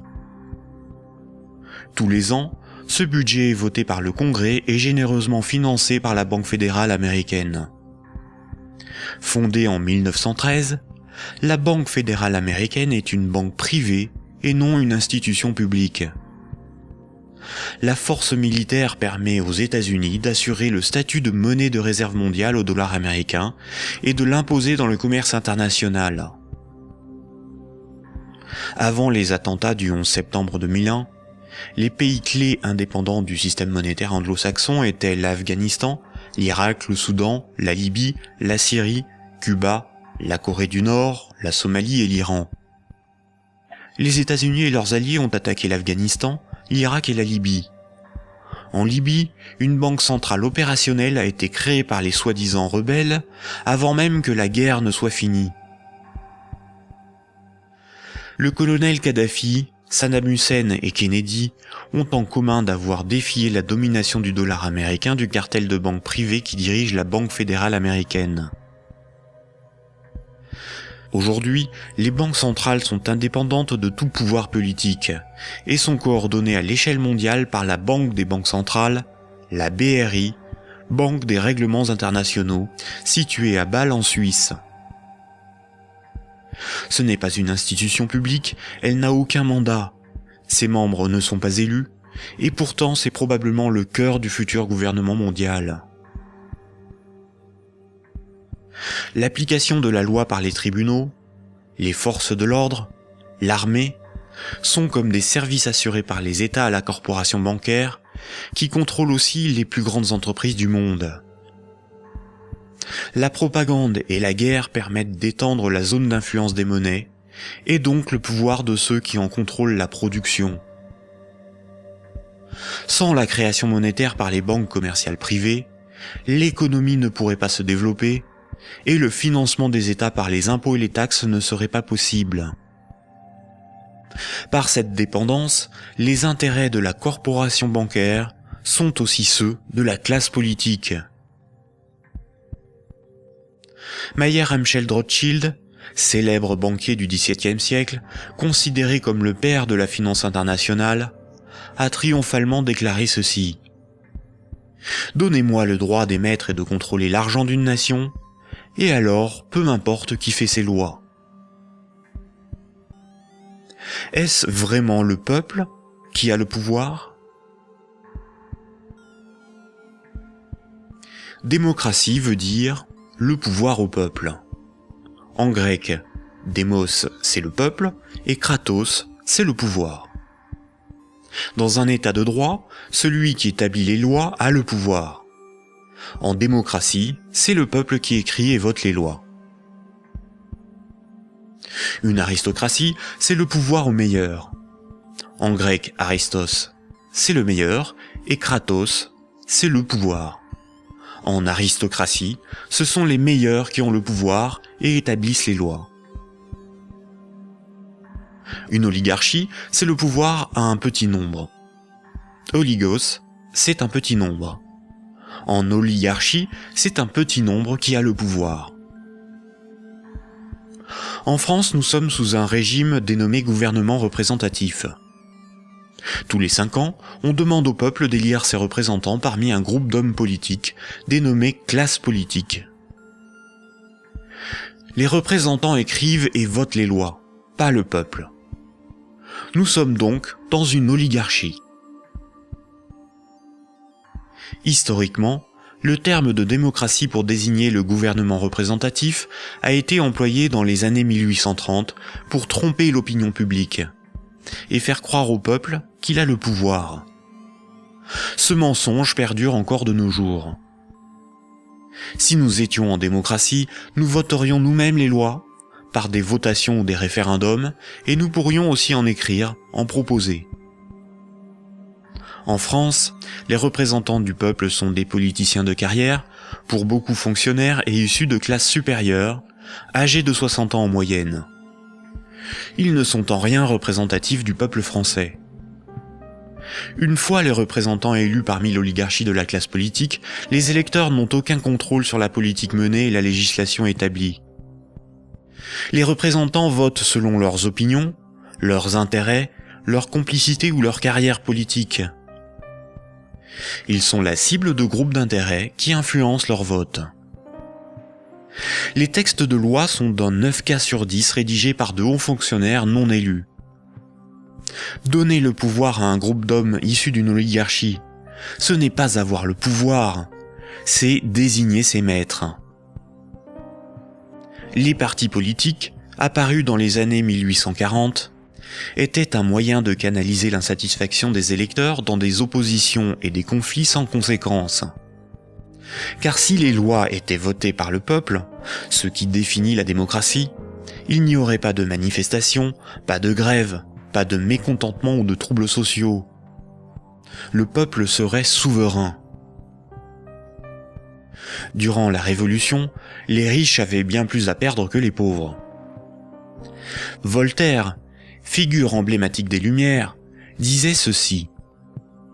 Un pays bien organisé est celui où le petit nombre fait travailler le grand nombre, est nourri par lui, et le gouverne. Si le pouvoir était donné au peuple, il aurait défendu ses intérêts propres au détriment de la minorité des riches, des notables et des banquiers. Écoutons le philosophe Alain Badiou parler de la démocratie actuelle. Voyez-vous, Alain Badiou, c'est ce que nous avons trouvé de moins mauvais pour choisir nos dirigeants. Oh, la théorie du moins mauvais, ça, vous savez, la théorie du moins mauvais ne peut pas impressionner le philosophe que je suis. Elle a beaucoup servi pour justifier le pire, le moins pire par rapport au plus pire, par exemple. C'est Churchill qui a inventé cette histoire, qui a consisté à dire que la démocratie, c'était le pire de tous les régimes, à l'exception de tous les autres. Il avait raison ? Eh ben non, il n'avait pas forcément raison. Pourquoi aurait-il eu raison ? Parce que sous la démocratie, on peut vivre. Mais il se peut que le meilleur régime politique soit à venir, qu'il dépende d'une invention de l'humanité.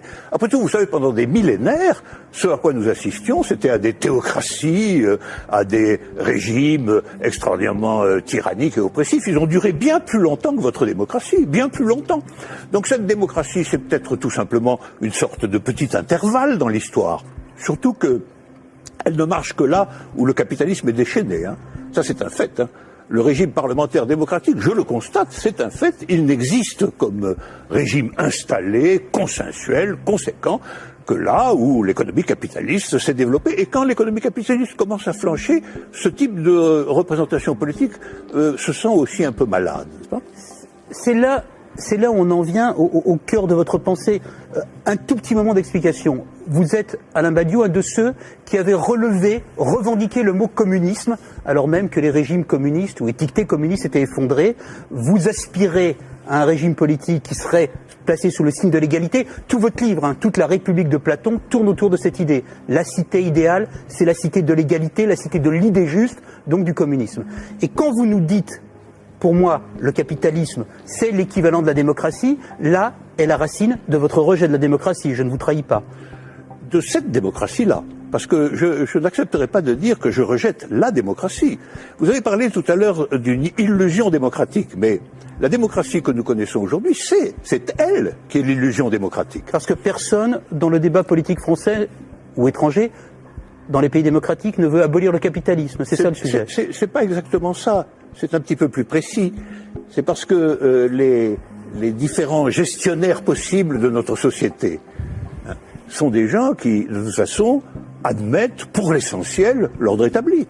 Ça, il faut en convenir. D'ailleurs, s'ils n'admettaient pas les uns et les autres l'ordre établi, ils n'accepteraient pas de se succéder comme ils le font. Il faut bien que tel candidat ne soit pas extraordinairement différent de tel autre pour qu'il puisse alterner le mouvement des affaires restant à peu près le même, après tout. Donc il y a un consensus fondamental qui fonde ce que vous appelez, vous, la démocratie, qui est une démocratie tout à fait normée, tout à fait particulière, et qui repose sur des acceptations fondamentales premières. Voilà. Et donc je soutiens que nous ne vivons pas du tout dans la démocratie. Nous vivons en réalité en oligarchie. Voilà.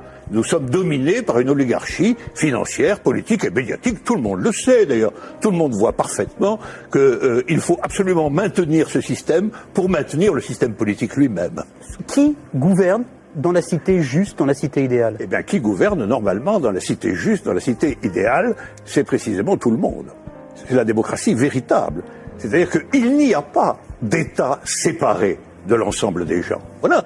C'est ça la cité idéale. La cité idéale, c'est la grande idée communiste de Marx lui-même, qui est un peu oubliée, mais que je voudrais rappeler. C'est le dépérissement de l'État.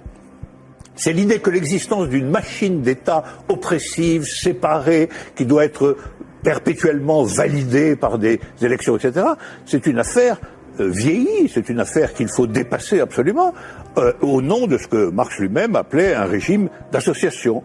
La capacité, pour tout le monde, de s'occuper de ses propres affaires. Ce qui est intéressant, et c'est là où, quand vous parliez de l'idée de Marx et de l'idée de l'association, vous êtes un fervent admirateur de ce qu'on appelait les révolutions arabes, fervent admirateur également de ce qu'on appelait le mouvement des indignés. Et ce qui est très intéressant, c'est que votre critique sur les révolutions arabes commence au moment où elle se transforme en processus démocratique électoral avec des élections. Oh ben c'est pas ma critique à moi, c'est d'abord la critique de tous ceux qui ont participé au mouvement dans les pays arabes. Ils ont été légèrement surpris et déconcertés par le résultat des élections. Mais le principe même des élections... Comme moi je l'ai été en mai 68. Eux aussi ils disent élections piège à con maintenant, maintenant qu'ils ont les partis islamistes dits modérés sur le dos. C'est comme si, après une révolution, une tempête révolutionnaire démocratique extraordinaire, on vous présentait un massif parti démocrate chrétien comme le vainqueur des élections. Ben vous seriez un peu étonné tout de même.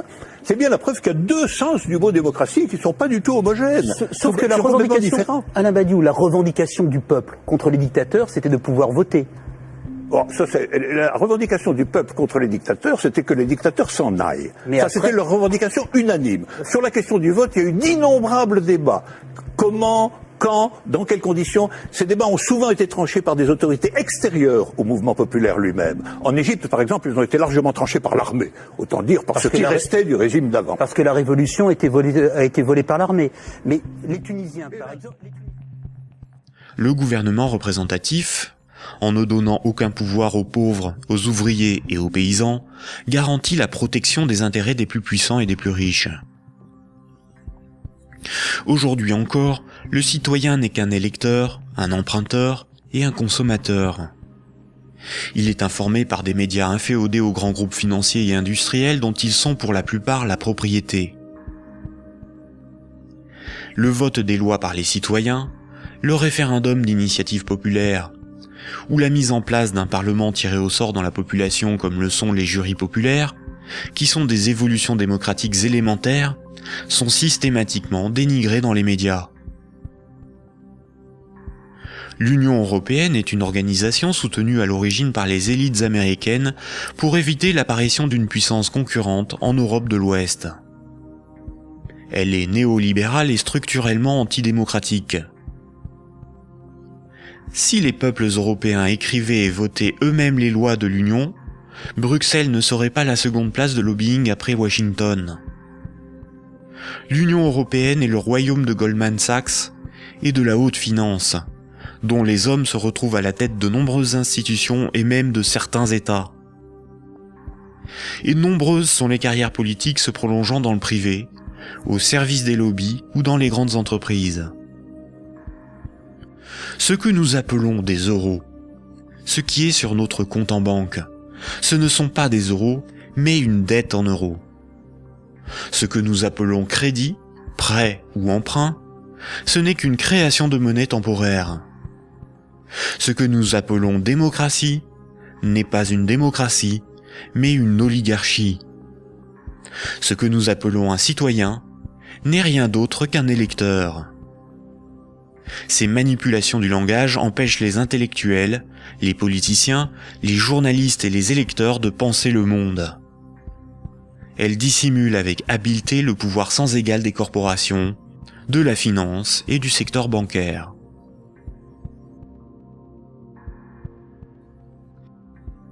Aujourd'hui, la planète n'est plus capable de se régénérer. L'humanité tout entière est en train de se confronter aux limites de la Terre elle-même et manque de ressources naturelles.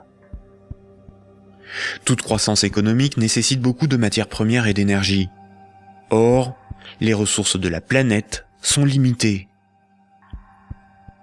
Certaines organisations militent pour qu'une nouvelle approche économique et sociale émerge, pour que nous soyons respectueux de notre environnement et sortons d'une logique de compétition, de surconsommation et de conflit. Certains font la promotion de la décroissance. La décroissance permettrait l'équilibre de l'activité humaine et les ressources de la planète. Mais la décroissance sous-entend une réduction permanente de la demande de crédit, donc une contraction de la masse monétaire qui déboucherait rapidement sur une crise économique majeure. En réalité, les nations sont les esclaves de l'impérieuse nécessité d'une dette perpétuelle pour disposer de monnaie, donc d'une croissance soutenue, impliquant une consommation en progression constante. S'il n'y a plus d'anticipation de revenus futurs, il n'y a plus de crédit, donc la monnaie disparaît, l'État ne peut plus fonctionner et l'économie s'arrête.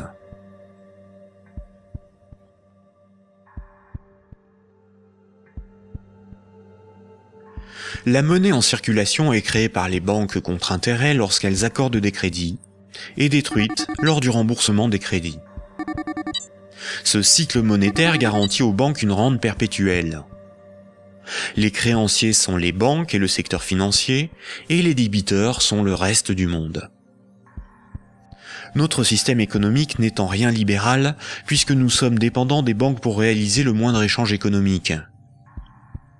Nous ne sommes pas libres de ne pas être endettés. La rareté de la monnaie organise la concurrence entre les individus, entre les entreprises, entre les nations. Les banques créent la monnaie en fonction de leurs propres intérêts et non en fonction de l'intérêt général. Les conflits armés sont plus lucratifs que la diplomatie. La concurrence, plus dépensière que la coopération. La spéculation, plus rentable que le social. Si les banques pouvaient nous vendre l'air que l'on respire, elles le feraient.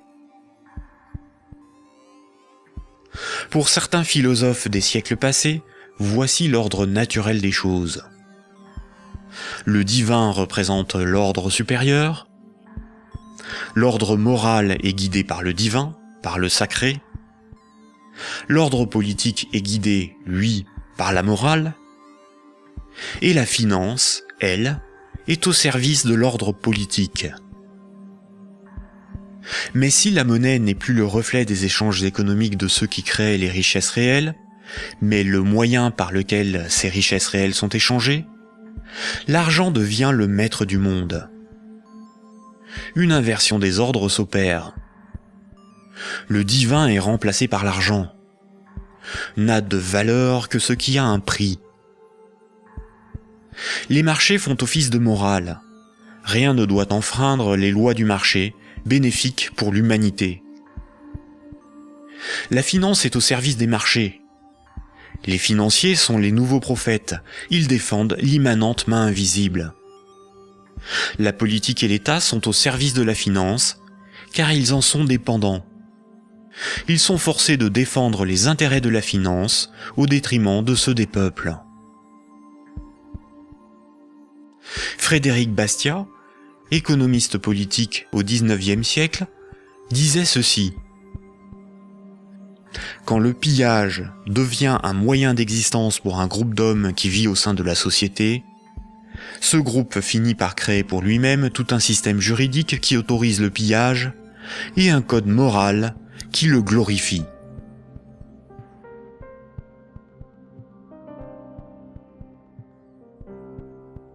Récapitulons. Voici les points importants qu'il faut retenir. Avant l'invention de la monnaie, les systèmes de comptabilité des dettes permettaient aux hommes d'échanger librement des biens et des services. Il était simplement noté ce qui était donné ou les services rendus, à qui et quand, de sorte à s'assurer que chacun donnait autant qu'il recevait. Les hommes se faisaient confiance, c'est ce qui leur permettait de se faire crédit. C'est environ 700 ans avant Jésus-Christ que la monnaie a été créée comme un outil de domination au service de souverains ou d'États. Le souverain payait ses soldats avec une monnaie qu'il fabriquait lui-même. Les soldats forçaient les paysans à accepter cette monnaie comme paiement. Le souverain s'assurait que personne d'autre ne produisait cette monnaie. Les faux monnayeurs étaient sévèrement punis. Le souverain levait ensuite un impôt dans sa propre monnaie. Les paysans étaient donc obligés de se procurer de la monnaie du souverain pour payer leurs impôts et éviter de finir esclaves, emprisonnés ou pendus. La monnaie permettait donc au souverain de payer son armée, de maintenir l'ordre par la violence et d'extorquer des biens et services à ses sujets. Dès lors, le terme de dette a été progressivement dévoyé.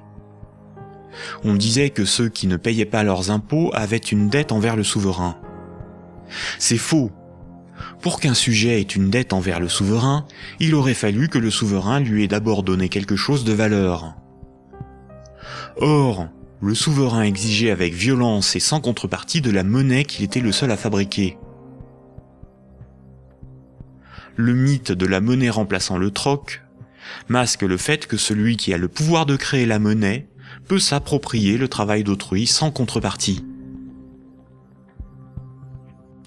De nos jours, les institutions qui créent la monnaie sont les banques commerciales privées dont le but est le profit. Elles créent la monnaie lorsqu'elles accordent des crédits, et elles détruisent la monnaie lorsque les emprunteurs remboursent leurs crédits. En fonction de leur bilan, les banques créent aussi de la monnaie à partir de rien pour leurs propres dépenses. Quand, par exemple, on demande du pain à quelqu'un, il est bien normal de le lui rendre plus tard. On a une dette envers cette personne. C'est la morale qui nous dicte ce comportement, à juste titre. Mais quand une banque fait crédit, elle ne prête pas l'argent qu'elle possède. Elle le crée à partir de rien. Quand un emprunteur est endetté vis-à-vis d'une banque, la banque ne lui a rien donné. Elle exige pourtant qu'on lui rende quelque chose qu'elle ne possédait pas avant d'accorder le crédit, majoré d'un intérêt pour le service rendu. C'est parce que la loi protège ce privilège qu'elles peuvent contraindre les emprunteurs à rembourser leur crédit, quitte à saisir leurs biens et à les envoyer en prison. Il s'agit là d'un rapport de force. Les soi-disant dettes issues des crédits bancaires sont un moyen par lequel les banques extorquent une partie de notre travail contre une création de monnaie temporaire. En associant la notion de dette avec le crédit bancaire, cette pratique a été moralisée et donc normalisée. La monnaie centrale donne l'illusion que c'est l'État qui crée la monnaie. Or, la monnaie centrale est fabriquée à la demande des banques commerciales privées lorsque des actifs détenus par celles-ci sont monétisés par la banque centrale. En réalité, ce sont bien les banques commerciales privées qui fabriquent et louent la monnaie que nous utilisons tous au quotidien. La monnaie en circulation est créée par le crédit bancaire, puis détruite lors du remboursement des crédits. De ce fait, si tout le monde remboursait ses dettes, il n'y aurait plus de monnaie en circulation, tous les comptes en banque seraient vides, et les billets et pièces de monnaie disparaîtraient. La création monétaire par le crédit et la destruction monétaire lors du remboursement des crédits déterminent une masse monétaire. La variation de la masse monétaire est similaire aux variations de la population d'un pays en fonction des naissances et des décès. Quand la masse monétaire diminue parce qu'il n'y a pas assez de crédits accordés par les banques commerciales privées, il y a moins d'argent en circulation dans l'économie, car la monnaie est détruite par le remboursement des crédits en cours. Chômage, pauvreté, précarité, faillite d'entreprises et endettement des États se développent rapidement. Dans un tel système, la croissance est vitale pour l'économie. Les entreprises, les particuliers et les États s'endettent auprès du système bancaire pour assurer une augmentation constante et exponentielle de la masse monétaire. S'ils n'empruntent plus, ou que les banques n'accordent plus de crédit, comme c'est le cas depuis la crise financière de 2008, la monnaie disparaît à cause de la destruction monétaire et une grave crise économique survient rapidement. Sans dette, il n'y a pas de monnaie. Sans monnaie, il n'y a pas d'économie, les nations ne peuvent pas s'échanger ce qu'elles produisent. Donc sans dette, il n'y a pas d'économie. Ce système oblige l'ensemble de la société, des États, des nations, à être perpétuellement endettés et donc à enrichir les banquiers et la finance simplement pour disposer de monnaie pour leurs échanges économiques. C'est par ce principe que le système bancaire a servi le monde économique à son profit, sans contrepartie productive.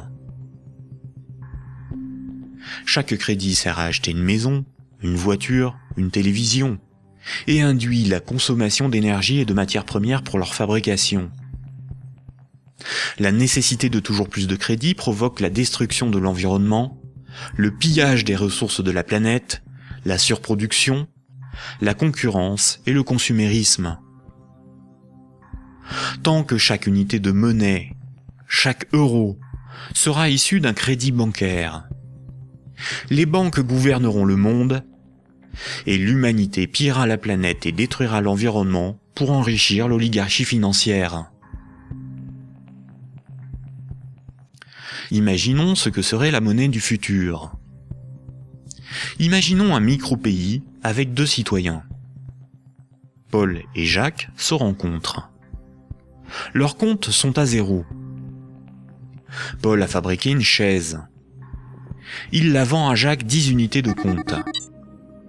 Jacques a alors moins 10 sur son compte et Paul a plus 10.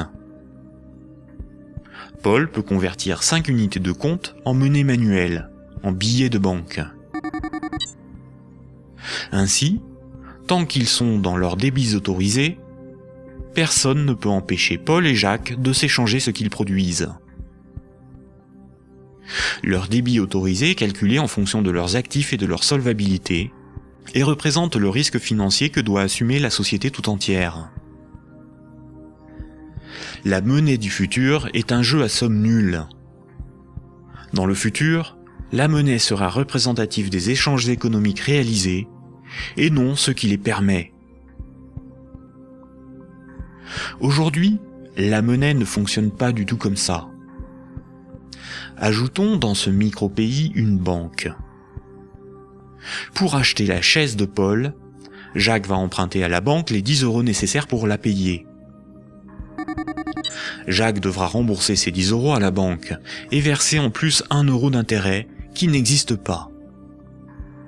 Après la transaction, Paul possède bien les 10 € nécessaires à rembourser la banque et il faudra bien que Jacques les récupère d'une manière ou d'une autre pour rembourser son crédit. Il devra vendre son temps ou fabriquer des choses à vendre pour récupérer les euros pour rembourser son crédit. Mais les 1 € d'intérêt n'existeront qu'à partir du moment où un nouveau crédit aura été demandé à la banque. On comprend donc plusieurs réalités. Paul et Jacques sont dépendants de la volonté de la banque d'accorder ou non le crédit pour s'échanger ce qu'ils produisent. Ils sont obligés malgré eux d'enrichir la banque en achetant de la monnaie temporaire, qui sera détruite lors du remboursement des crédits. Le remboursement des intérêts oblige Paul et Jacques à perpétuellement emprunter à la banque pour pouvoir la rembourser. Ce système crée artificiellement un manque permanent de moyens de paiement qui débouche sur une concurrence accrue pour capter la monnaie en circulation.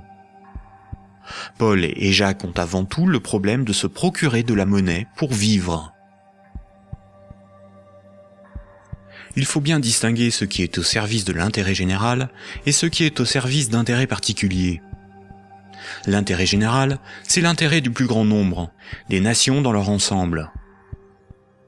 Les intérêts particuliers sont ceux des oligarques, des riches, des gens de pouvoir, des actionnaires, c'est-à-dire une minorité de personnes dans la société et à travers le monde. Prenons la monnaie. La monnaie sert des intérêts particuliers. Elle sert les intérêts de ceux qui la fabriquent, c'est-à-dire les banques commerciales privées et la finance, dont le but est l'enrichissement. La monnaie existe parce qu'il y a ce qu'on appelle des dettes. Ces dettes ne servent que des intérêts particuliers. La bourse et la spéculation, les marchés financiers, représentent très majoritairement des intérêts particuliers. La rémunération de l'épargne et des comptes courants des déposants, de l'homme de la rue, est marginale en comparaison des bénéfices engrangés par l'industrie financière. Le système politique, qui est censé défendre l'intérêt général, est forcé de protéger les privilèges des banques, des corporations et de la finance. Depuis les Lumières et la Révolution française, les régimes politiques basés sur l'élection de représentants ont été voulus parce qu'ils sont antidémocratiques.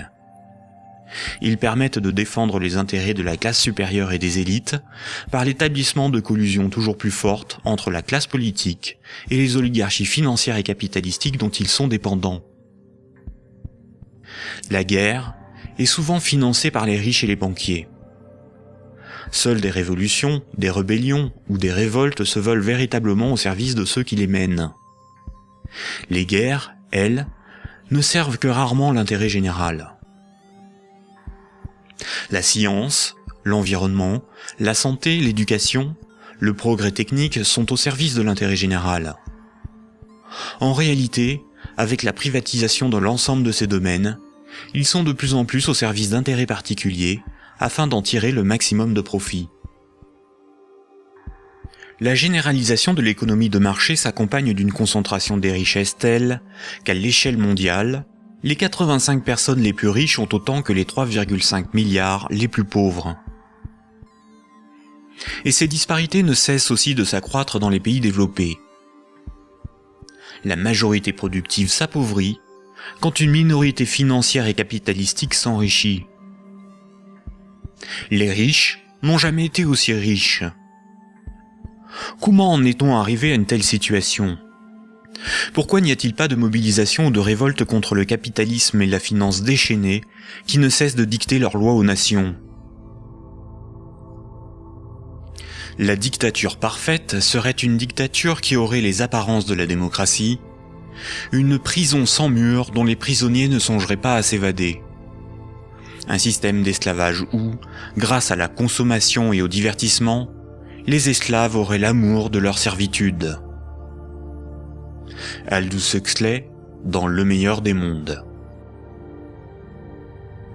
La croissance, essentielle à la domination de la finance, nécessite des travailleurs consommateurs dociles et manipulables.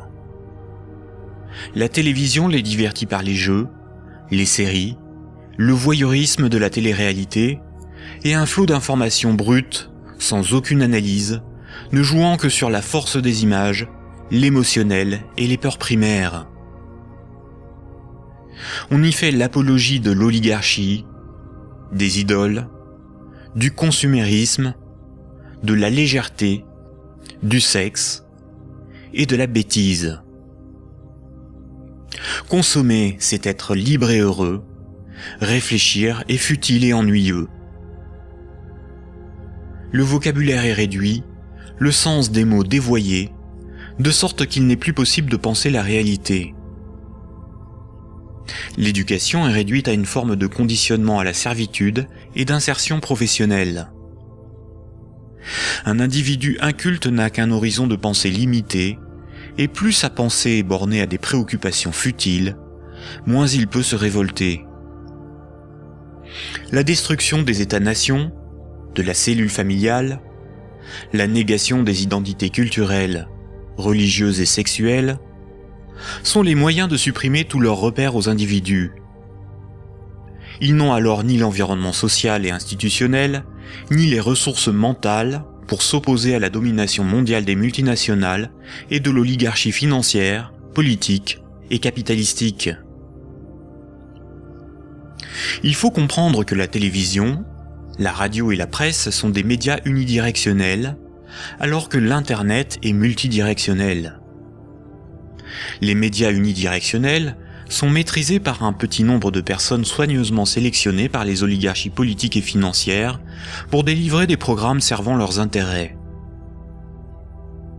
L'opinion du citoyen est ainsi formatée, maîtrisée, contrôlée. À l'inverse, sur l'Internet, tous les intellectuels, philosophes et journalistes peuvent s'exprimer, partager leurs analyses, et le citoyen peut librement choisir ses sources d'information, partager ses opinions et en débattre.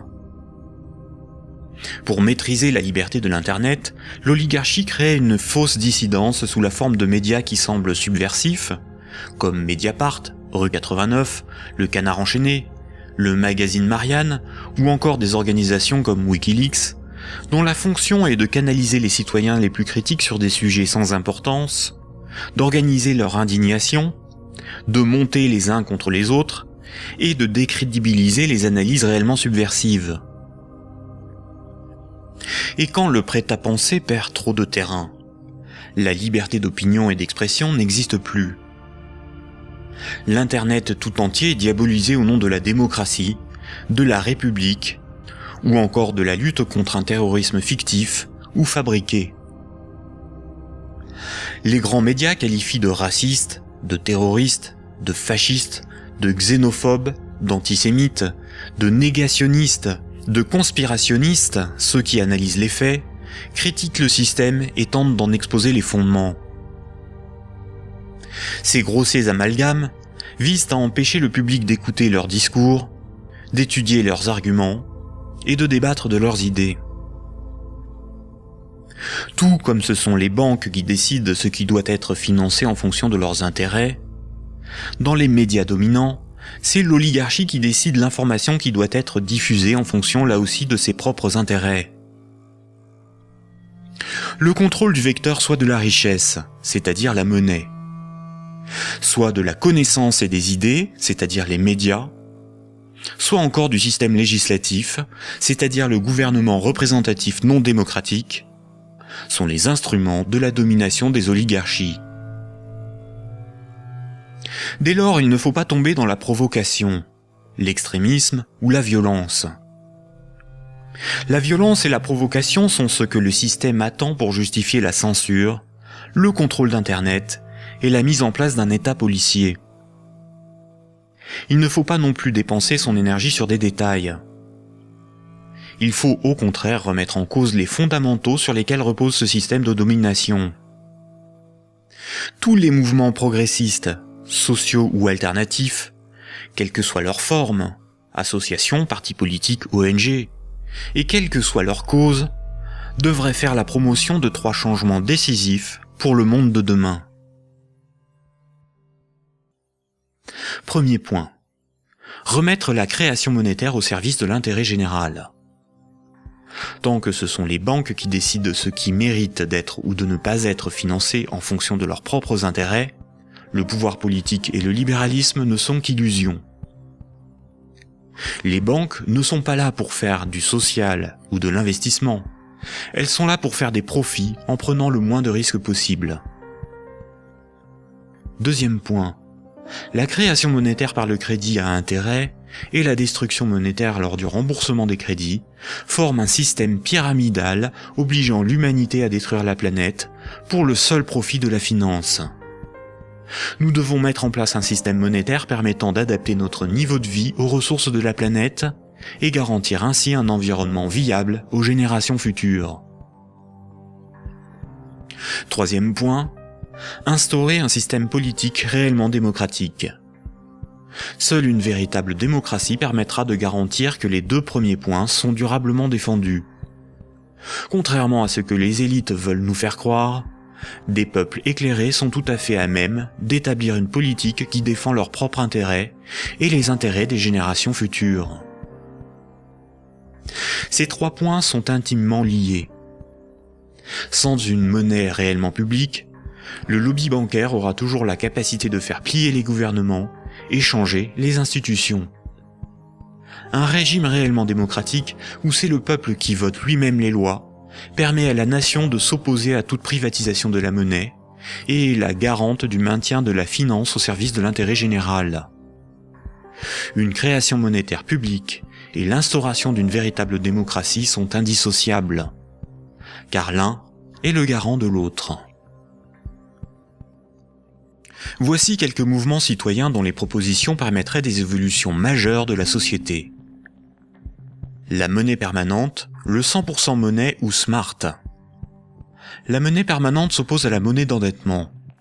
Elle remplace la création monétaire privée. Elle permettrait la mise en place d'une politique réellement écologique et sociale. Accompagnée d'une véritable démocratie, elle rend leur souveraineté monétaire aux nations. Les systèmes d'échange locaux. Les CEL sont similaires au système de comptabilité des dettes sans monnaie de l'Antiquité. Ils sont totalement indépendants de l'euro, contrairement aux monnaies locales ou complémentaires. Si une monnaie locale ou complémentaire est créée en échange d'euros donnés à l'organisation qui les gère, elle ne provoque qu'un protectionnisme marchand à petite échelle. Le revenu de base est le dividende universel. Tout en bouleversant les rapports sociaux, il impose de repenser la notion de travail, de justice, et induit une refonte du système monétaire pour être appliqué à grande échelle. Le tirage au sort. Un parlement non élu, mais tiré au sort dans la population est un système par nature démocratique, incorruptible et parfaitement représentatif. Il s'inspire de la démocratie athénienne et des jurys populaires, évite les dérivés électoralistes et institue l'impuissance des lobbies. La démocratie directe. Il s'agit de faire voter les lois par référendum. La Suisse, par exemple, par ses votations et son référendum d'initiative populaire contraignant, est très proche d'une démocratie directe. À nous de sensibiliser nos proches, nos concitoyens, nos décideurs, nos élites, sur les fondements du monde d'aujourd'hui, et de faire la promotion de ces alternatives économiques, financières et politiques essentielles au monde de demain.